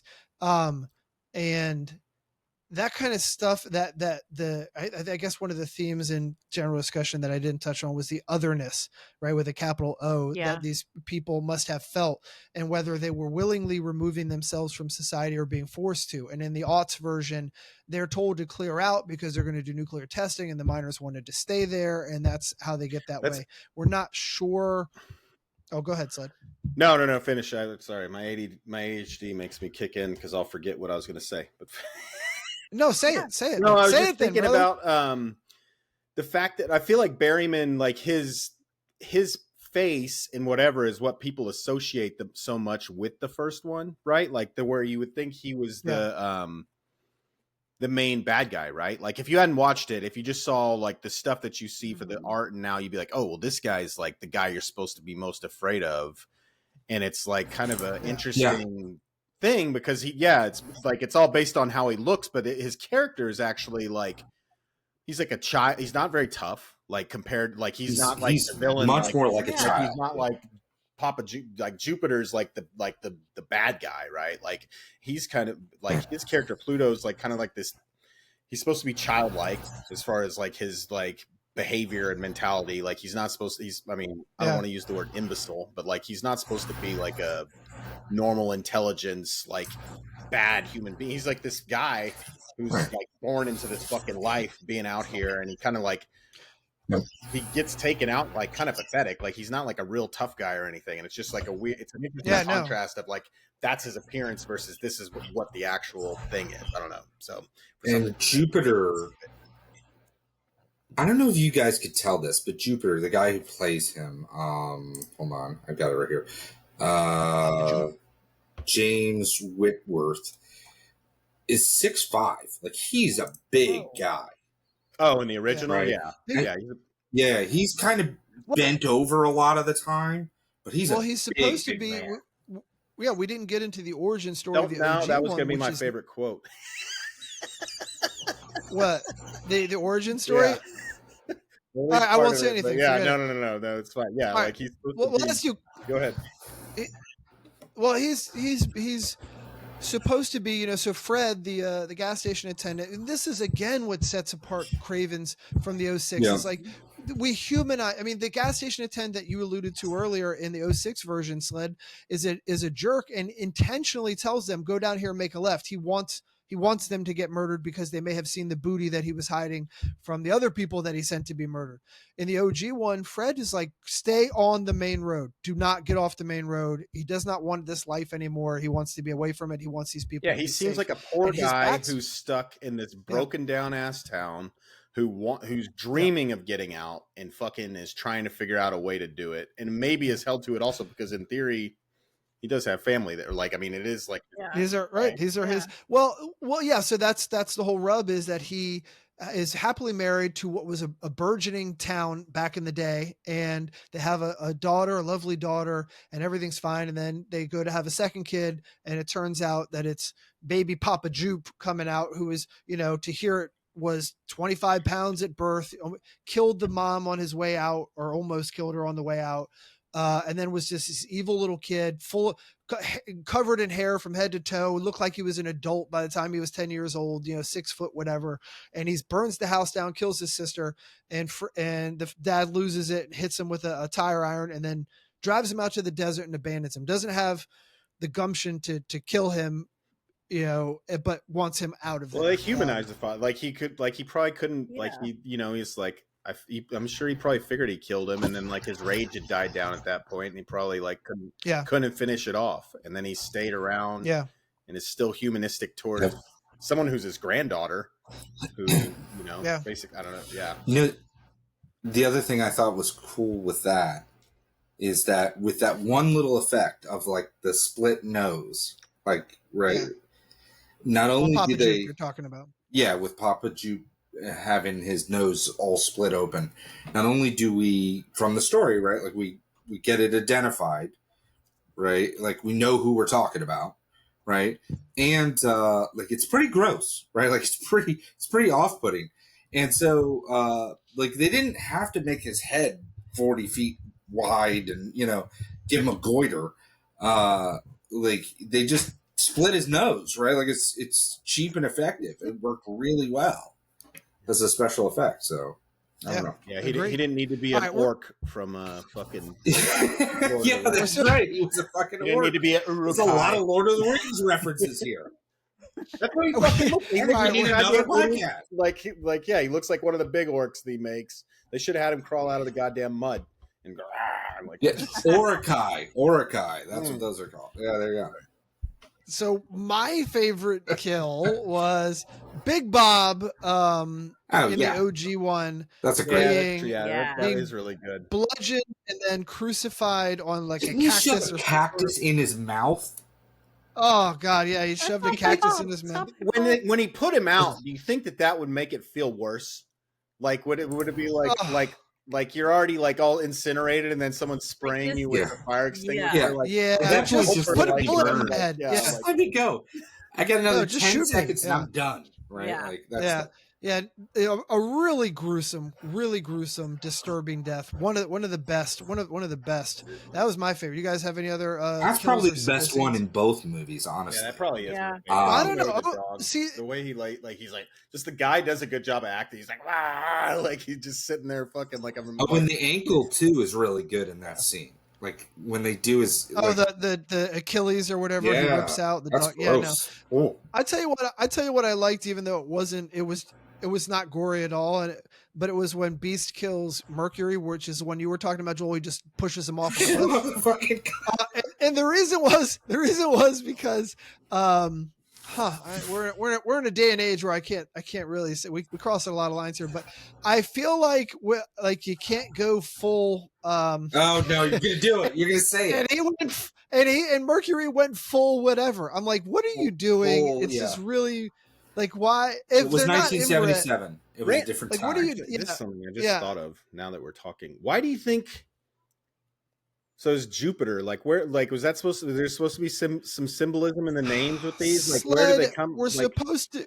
We got different sections of this. I know. Podcast, I told you. I just fucking thought of it. I was. I mean, I had already thought of like I thought of it, but I hadn't thought like why is there supposed to be something? Well, can I before we jump into that?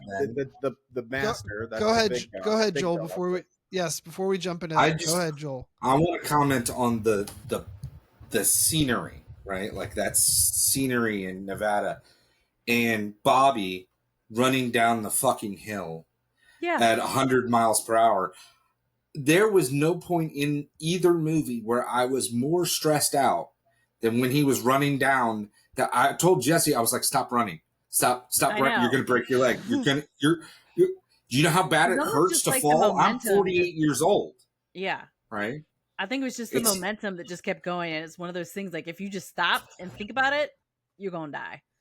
Yeah, he just kept running. I was like, oh no, and I'm sure I did that as a kid. Like you're just running down hills, and you know, you just hopping from rock to rock or whatever. But watching it as a man, right? Like not as a child, I'm like, oh Jesus Christ, stop! You're gonna break your ankle. You're gonna break. Like, someone put a jacket on, right? Like what is? Yeah, it's terrible. So that was all I had. That was it. I thought you were going to make that relate. I tried to look it up, but you didn't. Yeah, I know he did not. Joel had, he said he wanted to sled. I looked it up because it bothered me too. Or section. I know. Sled is just his ADD's. His ADD's acting up. We got to give him answers now. That's it. It's supposed to be for questions, which we haven't even gotten to yet. Oh, sorry. I'll answer this question. I'll wait. I'll answer this question because I don't. I'll answer this. The planets for the names I could never make heads or tails of. I looked it up and I found nothing definitive except, college level essays written on it. The idea is that, Jupiter is the biggest planet and he's the patriarch, Papa Jupe. There's another theory that like these are others again with a capital O. So they're aliens, but that's how sort are of the what parents supposed to, I would seem like, how did the father, like, does that mean gas station guy named the guy fucking Jupiter? No. See, this is just my thought. I think they all named themselves. I think Papa Jupe named himself Jupiter and then named everyone else in the clan because they just called her Mama. How did Papa the whore that they picked learn up. about Jupiter? Because Jupiter is basically the Roman Zeus. Yeah. He was educated at least, presumably, for a little while because we know he grew up. Right, he was at least 10. Right, he was at least 10. Yeah, so he would know about attention in selecting the Roman gods instead of the Greek gods. I don't know. Maybe. All right, look. Are there any more favorite kills or scenes with which no one has Pluto, named Jupiter, and Mars and Mercury? Mercury and Mars. Man, I don't fucking know. We don't have any answers. What? Maybe if you'd done some research, you'd have the fucking answers. Because if it was Uranus, it would be think weird. of it until now, fucko. Well, it's interesting as I'm looking because, it was Mars. Because they added some in the newer one. They added Venus. Well, but they didn't even really get the planets that you know what I mean. They didn't refer to each other that much. That seems like such a soft ass fucking. What are we gonna call him? Big brain. He's big brain. Fucking. All right, let's move. Pluto is a sibling of Jupiter. Yes. Yeah, Pluto's like the god of. He's basically Hades, right? Yes. And Mercury is Apollo, which would make sense as a child of Jupiter. Mars is supposed to be the brother of Jupiter also, or no, he's a child. No, Mars. No, is a child. he's a child. He's a child. That's Aries. But Mars. Yes, that's right. Yeah. Yeah, Mars is the son of Jupiter and Juno. That's right. Did Apollo have a different mom? Mercury. Mars is Aries. Oh, I know. I'm talking about Mercury. Yeah, that's Apollo. Mercury. We've lost the thread. So. Are we talking? I don't You know, even one of the see- hardest courses I took in undergrad college was mythology. Greek. We took mythology, and the professor made it super hard. He was this dude, I swear, was a drunk. He came to class one day and just said, he was like, one of the things I've been working on is a one-person play that I do, playing it's Zeus talking to his psychologist, and I'm gonna do a little bit of it for y'all today. And he for 45 minutes portrayed a drunk Zeus. Like he was like, I would Oh my absolutely God. watch there's it. like I this would love to see auditorium that. class. There's like 400 people in this fucking class. Now, now's the time where I think I should drop the fact that Papa Jupiter retired from acting to become a professor. Oh. Which one? In So the there you original? go. In the OG, I James believe. Whitworth. Yeah. Okay. All right, let's move here. We're Are done we- with favorite kills. Yeah, we're doing no more because no one's gonna fucking do anymore. We're gonna do best lines and quotes. That's what we're gonna do now. Okay, we're gonna do best lines and best quotes, and I'm gonna lead it off with Papa Jupe talking to Dead Bob's fucking severed head, which really encapsulates that class issue that we were talking about. This sort of socioeconomic differences and rubs. When he's talking about all that stuff and he's yelling at him over the fire and he says, "You come here and rub your life in my face," like. That's Craven giving that to us in no explicit terms, that like the jealousy of them with their perfect life and their no disfigurements and their ability to move and come right through where they're stuck and scrapping to survive and eating humans and hiding in caves and shit. And they just drive right through like they own the place, and it sickens them. So there's actually like motive here as opposed to the other one, which is just the aughts one, which is just like, we were irradiated by Right. the government, so we're going to kill innocent civilians, for shits and giggles. But what did you guys have? Any good They quotes? told for him they're either? coming. Dumb fucks went down in the cave and hung out there. Could have left. I mean, fucking miners, bro. I don't know. You ever met a miner? No. Yeah, I have. They're weird. They're interesting. They're weird. I can imagine. Particularly, My what were they grandfather mining? was a What were miner. they mining? Did they say what they're mining? Silver. They talked about a silver mine. That's right, the silver mine. No, I don't remember which that. in is the what first Big one. Bob. I didn't feel like they emphasized it as much in the second one. Yeah. My grandfather was a Dumbass dad. coal We miner, forgot to mention not that a dumbass silver dad in mine. the first one wanted to go to the fucking mine and have like this like gold feet, like gold. Yeah, we no, go, that's like you're gotta absolutely go to right. the mine. They're gonna steal our fucking silver. That they. This guy's like fantasizing that he's gonna find this. He was going to get abandoned rich mine on a full of silver, a big chunk of silver the miners somehow missed. Yeah. So I have one but it's the tagline for the movie. So I kind of want Go to ahead. hold that for No, Tibby go and ahead. Trippets. Okay. Go ahead. So the tagline, so this is the poster. I'm going to give you two things about the poster real quick. The tagline, which has Michael Berryman on it, right? Because he's so iconic. They were like, you're going to be like the lead person featured on it for most of the posters made. So he's supposed to be like it's- Jaws. He's like the Jaws because we actually forgot to mention the Jaws thing in the Jaws poster in the background. The poster. Yeah. But Oh, yeah, yeah. there was a. Well, that connects to this. So the tagline, real quick, is a nice family or a nice American family. They didn't want to kill, but they didn't want to die. Right? And then in, 1981, Evil Dead, Sam Raimi puts a poster of the 1977 Hills Have Eyes in the basement of the cabin as like a tribute to it. And they went back and forth over the years doing that. There was that's I didn't know that. a response to the Jaws poster, right? Or at least that's what I read. Yeah. That's then why I was- said that I knew. Yeah. That one. Yeah, there was a Freddy Krueger's claw, his his knife hand, his glove Yeah. was So, was yeah, in Evil Sam Dead Raimi hanging in said the. He took it to mean that Wes Craven was saying Jaws was just pop horror. What I have here is real horror by putting that Yeah. poster there, which is okay. I mean, I actually like this movie, but I don't think it's Jaws.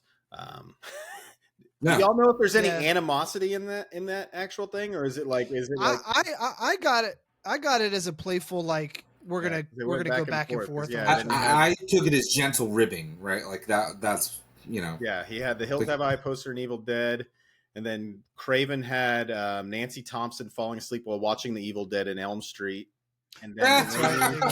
Yeah, Raimi that's right. included I did not know love that. scene in Evil Dead 2. And then Craven had characters in Scream, which we just did.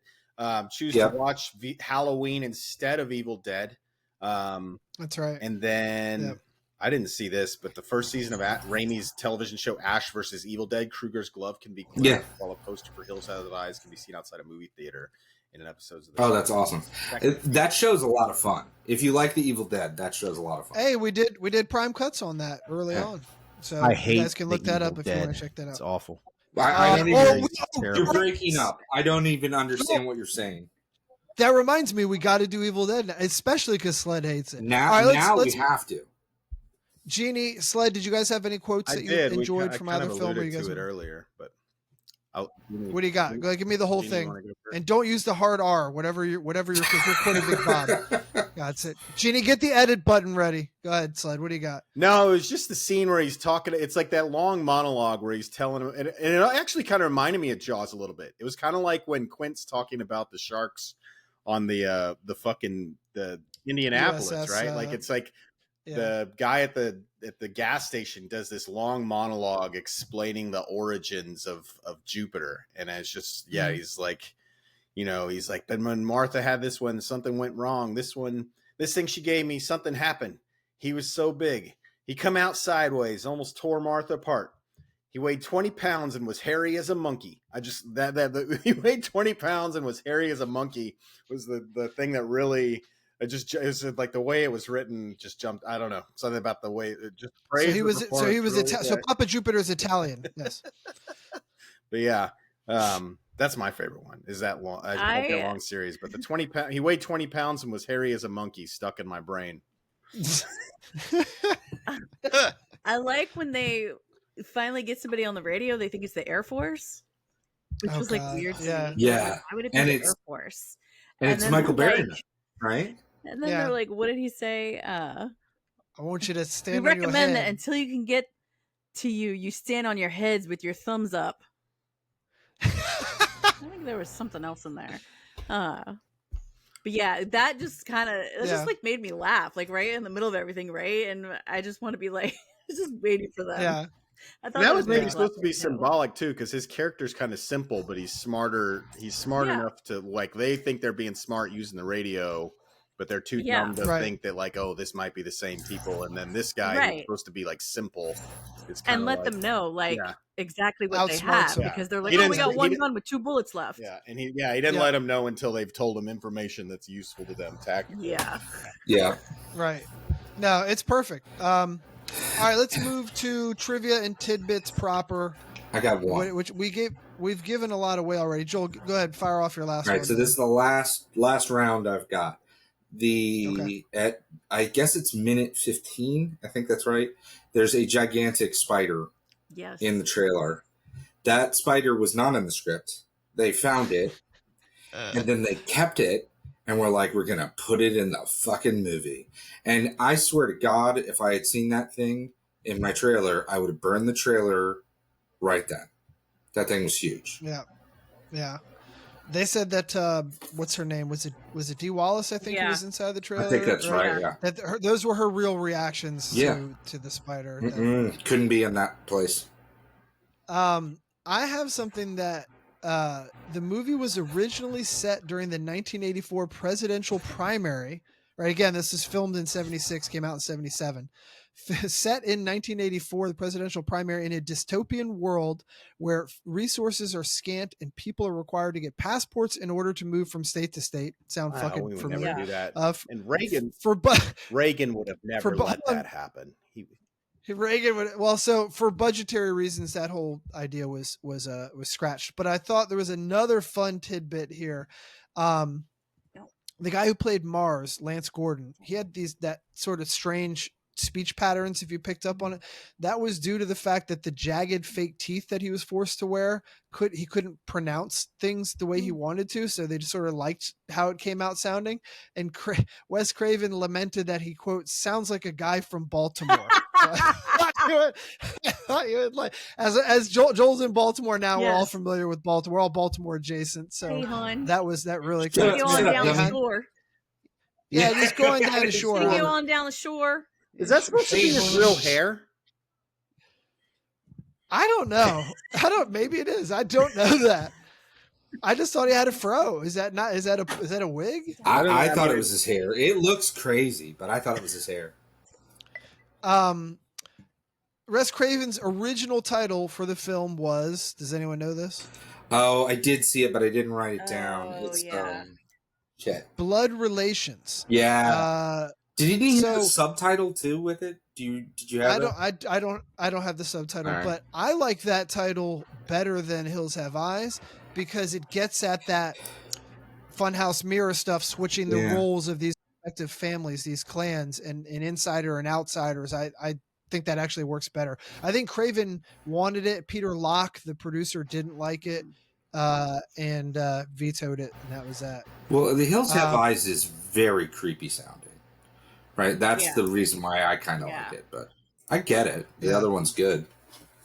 The last one, which Joel, you already kind of got at, but to avoid being banned because of the cannibal theme in Germany, they're not allowed to have that. The German dub refers to the mutants as aliens who hate all mankind. That ties in with the characters being Mars, Jupiter, Yeah. Pluto, and all that stuff. So, Right. Yep. so that's all I had. Did you guys have any? I found that Ted Levine's actions and lines were mostly unscripted. Really? Were improvised. Almost all of his actions and lines were improvised, which is interesting because I felt like it was so Like on beat for beat. beat, Yeah. Yeah. Weird. I mean, that guy's a great Well, actor. he had everything. I mean, Yeah, he's the best He can part do of it. no I think we wrong. all Oh, agree. yeah. He's the best part of the remake for sure. I tell you what I hated. I mean, I don't want to jump around too much because I know we're trying to get out of here. But another part of how we talked about the autism, which I really like that you coined that, Joel, is like everything bigger and better. The Rob Zombie, everyone's 6'10", 800 pounds. They can press a man over his head and throw him through a wall. That kind God, I of hated deal. that fight scene. That just reminds me of that fight scene. Yeah, where he's right. like if someone that strong can grab you by your ankle and literally like just sling you across, like you're fucking dead. Like you're You're not done. getting You're up. You and, don't like, fight back. survive. Yeah. But that same concept Aja buys into for, again, that the rape scene, which we hadn't touched on, which we should. This is another part of Craven's original. You know, you got dead animals, you got babies being threatened or killed, and you have rape. And these were all, I mean, it originally was an NC-17 rating. They had to cut minutes out of it, or an X rating, and they had to get it to be an R, right? They had to cut time out of it. Well, Aja does this and just like misses the point again. It's like, well, what if I do the rape scene, but I make it more explicit and make it 10 minutes fucking long? And like, we don't need to see that. It's like, don't show me everything so that I can fear and be afraid of what my mind is going to create something worse than what I'm seeing. Look, man, I don't know about you guys. We're all horror movie fans. I've seen and watched the most gruesome shit ever. I don't want to see that. Yeah. I don't need to see her in the cabin being raped by people for an 8-minute scene or whatever. What did you guys think? No, I agree. I mean, there's certain topics in horror movies, and I listen to like a lot of horror podcasts, and they'll give you the little trigger warning, and I'll just skip them. Yeah. Right. Like the short stories, because like violence against children and things like that. I mean, I got kids. I can't listen to it. It just bothers me too much. Right. So same idea. I think that was just rape, right? Like that was just symptomatic of that time period without thinking about it. Yeah, it's like you're giving us too much. It's that whole literary thing, right? Show, don't tell. But for cinema, it's the opposite. Like, I would rather not have you show so much. It's the Jaws theory that we talk about. Recall seeing a very graphic rape scene. There's not in the 77 one. The 77 there isn't. It's not very graphic. In the 06, it's extremely graphic. Yeah. He's holding her Yes. down. He's pulling her shorts Yes. down. Yes. I think he pulls her butt cheeks apart. I mean, it's no Yes. good. Yeah. I mean, it's brief. It's cut up very fast. They keep switching viewpoints, Yeah. so you're not actually looking at it, but it goes on a long time. Yeah. Right. But I don't know. all right, I must have missed that. I'll have to go back and rewatch now. oh Jesus Christ! Yeah, because No, in the the OG best one, rape scene I don't. I've ever seen is in The Accused with Jodie Foster. That shit's fucking horrific. You remember Edit that button. movie? Edit button. Yep. Oh, All right. I do. That's disturbing too. Yeah. Other than American God, Me, that is actually- that was a pretty bad rape scene too, with the big American the Me. big- Oh my Well, at God. least in American Me, and that's the other thing. Not to get too far, but like to talk about the realism of the characters. The daughter in the OG one, when she gets Yes. raped, she's mute for like the rest Yes. of the fucking movie until Yeah. she snaps, Yes. right? In the other one, the 06 one, she's like immediately. It's like she's immediately back to helping build up the traps to get Right. him and do all these things. It's like she's not dysfunctional at all, which I have to assume you'd completely Was check that like out a and shut pro-feminist down. statement? Maybe she's a strong woman. I know. I think it's being obtuse There's by another Aja. picture Yeah. that gave If- up after that minor inconvenience. As Oh, Clayton God, Williams Jesus. said during the 1988 governor election in Texas. Do you remember that? Do you know who Clayton Williams was? You probably don't remember. No. He was the guy who ran against Ann Richards. He was the Republican candidate. He said at one point that women getting raped ought to just, if they can't do anything about it, ought to just lay back and enjoy it. Oh, I do God. remember that. I didn't know the guy's name. Yeah. Jesus. I want to say we've come a long way, but I don't know that We we. haven't really. I don't know that we have. No. All right, disturbing shit. We have no more trivia or tidbits. Let's go to our vaunted Franklin Award, named after Franklin of Texas Chainsaw Massacre. I don't want to give mine away. Sled, I got want you to go mine, to but- first. No, I Sled want you up. to go first, Jesse, because you seem Okay. to believe you knew who I was going to choose. Wasn't that your You want me to? All right, so you want to go last? No. Sled? I don't know. Joel, I mean, what do you? the Franklin Award never is something that I don't normally have strong opinions about it. But I have a strong opinion on this one. Joel, what do you got for yours? So for me, I'll do the original first. It's Bobby. Well, I- what? Oh, okay. All right. I I was hate- gonna say I think for the Franklin we only do. yeah, you only do. Oh, do we one. only I guess do you one? can have. All of them. I Okay, guess you then- can do one for me. Then I'll say Doug. 2006 Doug. Okay, who was for the OG one? It was Bobby. It was the Bobby. son? Yeah, I find Bobby Why? very, very annoying. You're just mad. I found it annoying. I found it. I was gonna say. I found was it it? annoying that he did a backhand. He did an amazing. Was that really him? Well, first, Yes, It- it had to be. it There's no looked like other it's way. him. he just did it Well, because here's it was fun. I don't. What the fuck? I wrote it down. Like, Well- why is he doing here's that? the thing. But it's like if you're doing this whole, that's the one thing that Craven misses is like we're building up this like masculine, tough guy family who is gun toting and so on and so forth. And like you can't just. Why didn't you hire? Here's the one time you should have hired an actor who looked like a lineman for Ohio State, for the football team, Well, right? because the Instead dad you- is 6'9" or right. whatever. Instead, the first son one? is 5'9". What's in the Well, first one? Big Yeah. Bob is a pretty big guy. You know what compared to Bobby the reminded son. me of? He reminded me of the son from the Righteous Gemstones. Yes. He does. He Yes. does. I like that He actor. I'm does. not criticizing. Like I love that show. Yeah. But for some reason I just maybe. And he's supposed to be like a. I wonder if that was intentional, because they're supposed to be like hillbillies also. I don't know. I feel. Well, do you get what I'm? Oh, go Oh, ahead. I was gonna say. I feel like the Bobby in the second version was too young. Yeah. Yeah. Like Yep. he was like a teen. And he's all and into the OG gun. Bobby, I felt like was college age.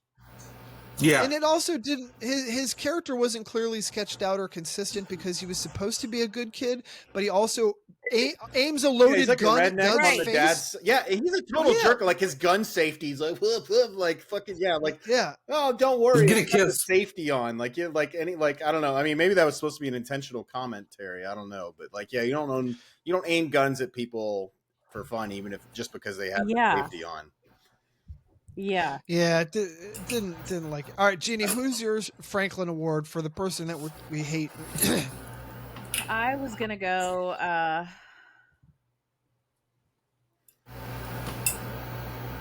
Doug in the second one. Doug in the second one. Yeah. I did not Um, like the Doug character in the second one. I Yeah. just didn't. And it was funny, because I was watching it with my dad. And when we watched the OG one, he was like, oh, that looks like me. Speaking of Doug, the Doug in the in original is like a 1977. And hero. then the baby came The up. 77 Doug looks like He looks looked like my Moondoggy, dad for when sure. he was For sure. in the 77. And then the baby came. And he's like, look, there's you. Oh my god. Well, it's funny. So yeah, my Franklin was absolutely Doug from the 06 one as well. Sure. The guy was an ingrate. He was a shitty dad to a newborn.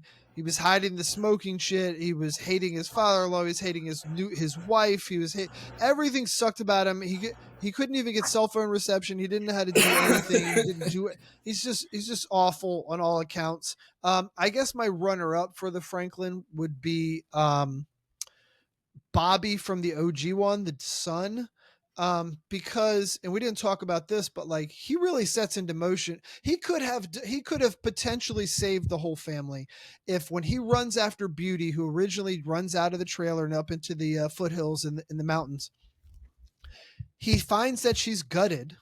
It's clear that something has killed her. Probably, even if it is an animal, although it doesn't look like that, right? But even if it is an animal, you're obligated to go, look, guys, we're staying in the camper. There's fucking mountain lions out here or whatever you got roaming around here. They killed our dog. We got to stay inside and be careful. Or he also, was it Mercury? Someone chases him out of the bushes and he runs away from a person or a thing. He comes back and he tells no one that the dog's been killed, that something or someone was chasing him. And for what? How does he think that's a positive?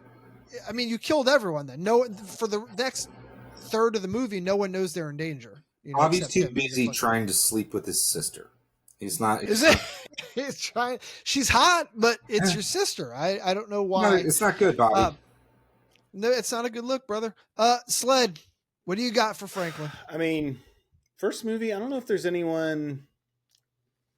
I didn't hate anybody that much in the first one. I thought they were always all. I mean, you don't hate Bob, Cleveland Bob, who's dropping N-bombs right off the bat. People tried to kill him on his own force. And it really says something about how shitty the family is that we didn't even say Bob as our fucking Franklin he award. didn't seem. I mean, there was nothing he did where I was like, this piece of shit needs to fucking. He's getting on my fucking nerves. Like, well, Sled, he's the worst cop ever. He fires randomly. He has no instincts at all for anything, right? He's going to start his own fucking security company. Yeah, that guy's I would trust you the before sequel, him. there was a bunch of people. Like the mom was really fucking annoying. Yeah, I thought you would go with Ethel. Yeah. Bobby, I actually liked Bobby. Bobby's the son-in-law, right? The gym. No, Bobby's the gymnast. Okay, Doug is the son-in-law. Bobby in the sequel, he didn't bother me that much, I guess. He's a young kid. He's just Doug in the sequel. I actually liked him more when they I wish they would have gone another direction. They should have just kept having him be the same, like a piece of shit the whole time. Like when they started making him be badass and like fuck people up, that's when I was like, fuck this guy. Yeah. No, Big Brain. I fucking hated Big Brain. That was good just call, like Sled. this guy's. It was just like not in a. It was nuclear heat. What is the negative? Like it was just like the go away heat is what Big Brain had. Go away heat, and and that big stupid monster thing, and it was it's just like Big Brain was the worst though. Like they wanted you to be like, this guy's so creepy and like he's like over here, right? Whatever. Maybe the mastermind. Like, oh, we don't know. Like, get the fuck out of here. Go away heat. That's what Big Brain had. I mean, Doug should have just dumped him out of the wheelchair. All the bad guys in the fucking other one, the sequel had go away heat because it was too. It's like, what are we doing? Much. Like these, all these goddamn super mutated. They'd all be dead. Like they wouldn't even fucking survived birth. At least, but it's also it's also the difference between having in the OG one these, I don't say realistic, but it's like, oh man, this family of marauders in the mountains. Everyone's scared of getting robbed and beaten and killed and none raped of them were and whatever. Super mutated, right? I mean, like who would right. other than the guy who was actually mutated by a nuclear fucking bomb through his dad, which that's a real mutation. So that's actually not a fucking negative thing. Like, oh, this guy was actually a product of nuclear mutation. Versus these other people, it's like, oh, it made this one guy who's an Uruk-hai, and it made this other guy who's a fucking got a big giant like brain thing, and it's like, all of them look like kaiju. It's freaking insane. Yeah. There's one thing I did like before we get out of here. We're gonna move. about the set piece and a little bit of the plot that was different for Aja that I did like and thought he did well was when Doug stumbles upon the cars and that whole city, the uninhabited city that was the remnants of the model cities that they set up before they detonated the bombs to see the reactions what it would have, the effects it would have. And he's wandering through these burnt mannequins on playgrounds and the empty houses that were set up, it like preserved from the 50s. I mean, they captured like that's a creepy set piece. I just also think it's been that's done a great set before. piece. Like that same scene has been done in like other shit before. Like, and so that's. I also wonder dumb shit. Like Doug's skulking through these houses. They have wiring and running water. Why do they have electricity? One of the mutants is watching TV. Yeah, I don't understand. Solar or wind. Right? Yeah. What are we talking about? It can't be done. They tapped into the fucking. The military's people stuff, and then they're killing military people. I don't know. You know, one of my favorite scenes when they do a nuclear fallout thing like that with the blown out place. You ever see the movie California? No. The old one with Brad Pitt and David. Brad Pitt. Yeah. With California with a K. Long time where he's a serial killer or something. Yeah. Right? Yeah. Juliet. That's before he was like a super big star. Yeah, he was like coming up. Right, because he was in Thelma and Louise. He'd already been in True Romance, like a bit part, and like maybe. Yeah, he was coming up, but he was not. Interview with the Vampire. Jesse, we got to do interview with the Vampire. Great. Yeah, I've already done a Vampire. All right. I haven't seen it since Joel and I. Didn't we see that in the theaters too? Probably. Joel, but we could do like a gothic movie, right? What would we do a couple gothic with. You're on mute. Jeannie, you're on mute. Dang it. I said, okay, we'll figure that out offline, people. Yes. All right. Let's move. All right. So look, we got questions and we got to get out of here. Okay. I already answered that one. Are the mutants inbred? We decided they're not, I guess. I don't think so. I want to, so why did Fred, so in the 77 version, Fred, the gas station guy, who turns out to be the grandfather of the mutants, he says, why did he think there'd be, quote, hell to pay now? And then he tries to hang himself. What did he think? Why did he think suddenly after dealing with his own mutant offspring that he tried to murder and having some sort of relationship, transactional relationship, why did he think now that this was going to go sour and they were going to kill him? Like, what happened? Did I miss that? I just remember because he took a shot at Bob and he tried to hang himself. He thought that it was Papa Jupe coming to kill him. My interpretation. I figured it was because. Oh, go ahead. No, you. I just figured it was because the family went that way, meaning the outsiders went towards Jupiter's family, and he would blame Fred, right? Like, but I have no idea. I just assumed. I just took it as supposed to be like. Showing passively that like Jupiter knew he had been talking, like he kind of knew what was going on, and that was him like showing him like you're not getting the fuck out of here because he was gonna leave or whatever, and that was like him realizing like he knows what's going on with like me because he was like working to get out of there, right? Like he was like selling stuff like under the table, like he wasn't supposed to be doing that, like. I don't understand if he could drive out of there, why he was, that was the thing is like, I have to, like, I'm trying to imagine myself why he was even staying there since he could in theory leave.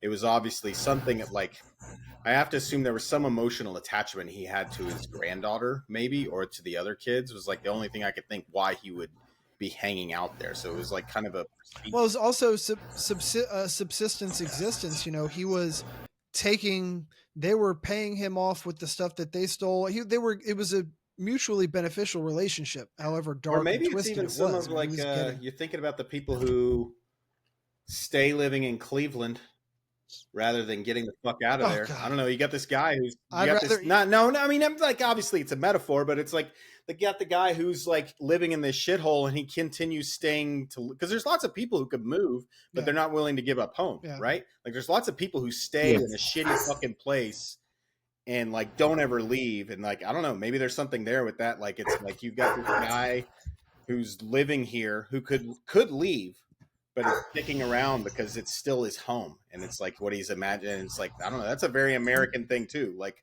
or a modern American thing in particular. Americans once upon a time, a lot of people would be like, oh, fuck, my job sucks. I have no prospects here. Head out west. And like this guy, I guess he's already out west in Nevada, but he could go further west, at least where he's not living where the hills have eyes. Get off a nuclear test site, for God's sake. There might be one other reason that I thought of with that one, where what's that? So if you remember in the very beginning, we see Fred's Oasis, right? That's the name of his little place. It says no mo gas for 200 miles. And when he's talking to the family, he's like, that's all I got, blah, blah, blah. So he may just not have very much gas. Right? Yeah. Like it may be that practical. Yeah, and he definitely doesn't want to get a quarter of the way there, run out of gas, and then he's just die, cooked. Right? Yeah. All right, guys. We don't have anything else, right? I'm going to take us home. Yeah?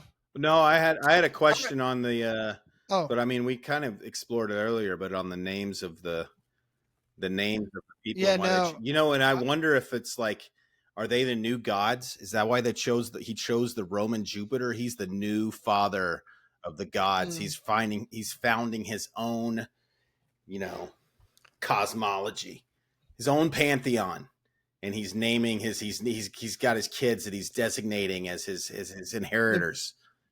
The problem is Sled peaked too late in the episode. That's it. He's just coming. If we do 2 more hours, he's gonna fucking run the show. That's right. He's doing this as a marathon. That's why he's not Zeus. He's Jupiter because he's a Roman god. So we saw that. That's funny. They had succeeded the Greek gods, and now they had Jupiter. I mean, there might actually be something to that. And he was dismissing the Western mores of having a Judeo-Christian god and going back to an earlier time of a pantheon rather than a single god. Taking the world in his own hand with a capricious, not a judicious and kind Judeo-Christian god who Leviticus shows is very fair, a spiteful, malicious, capricious of the plasma well.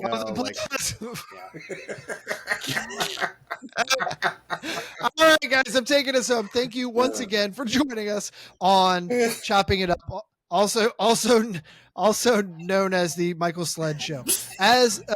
As the slow, scorching dog days of summer approach, we're planning to bring you guys something special to help you get through the remainder of the summer and into the fall. The extravaganza includes a series of Prime Cuts episodes focusing on schlock and slasher fare and camp. These are some of the best / worst films that you don't have to expend a ton of brain matter to get through in order to enjoy. The list of movies we're going to chop up includes Humanoids from the Deep in 1980, 1988's Night Killer, one of my personal favorites, Amsterdam from 1988, and Slugs, also from 1988. You do not want to miss these forgotten gems, so keep your eyes and your ears out in the coming next 2 or 3 months, and we're going to be releasing a bunch of those for you. And remember, if you have any questions or movie pairing suggestions, you can shoot us an email at choppingituphorrorpod@gmail.com. Again, that's choppingituphorrorpod@gmail.com. Or you can message us via Instagram at choppingituphorrorpod. And of course, you can also find us on bluesky.com at choppingitup. We are up on all major streaming services, including Spotify, Amazon, Apple, etc., etc. And you can also check us out on YouTube as well. All right, folks, we will see you next time on Chopping It Up.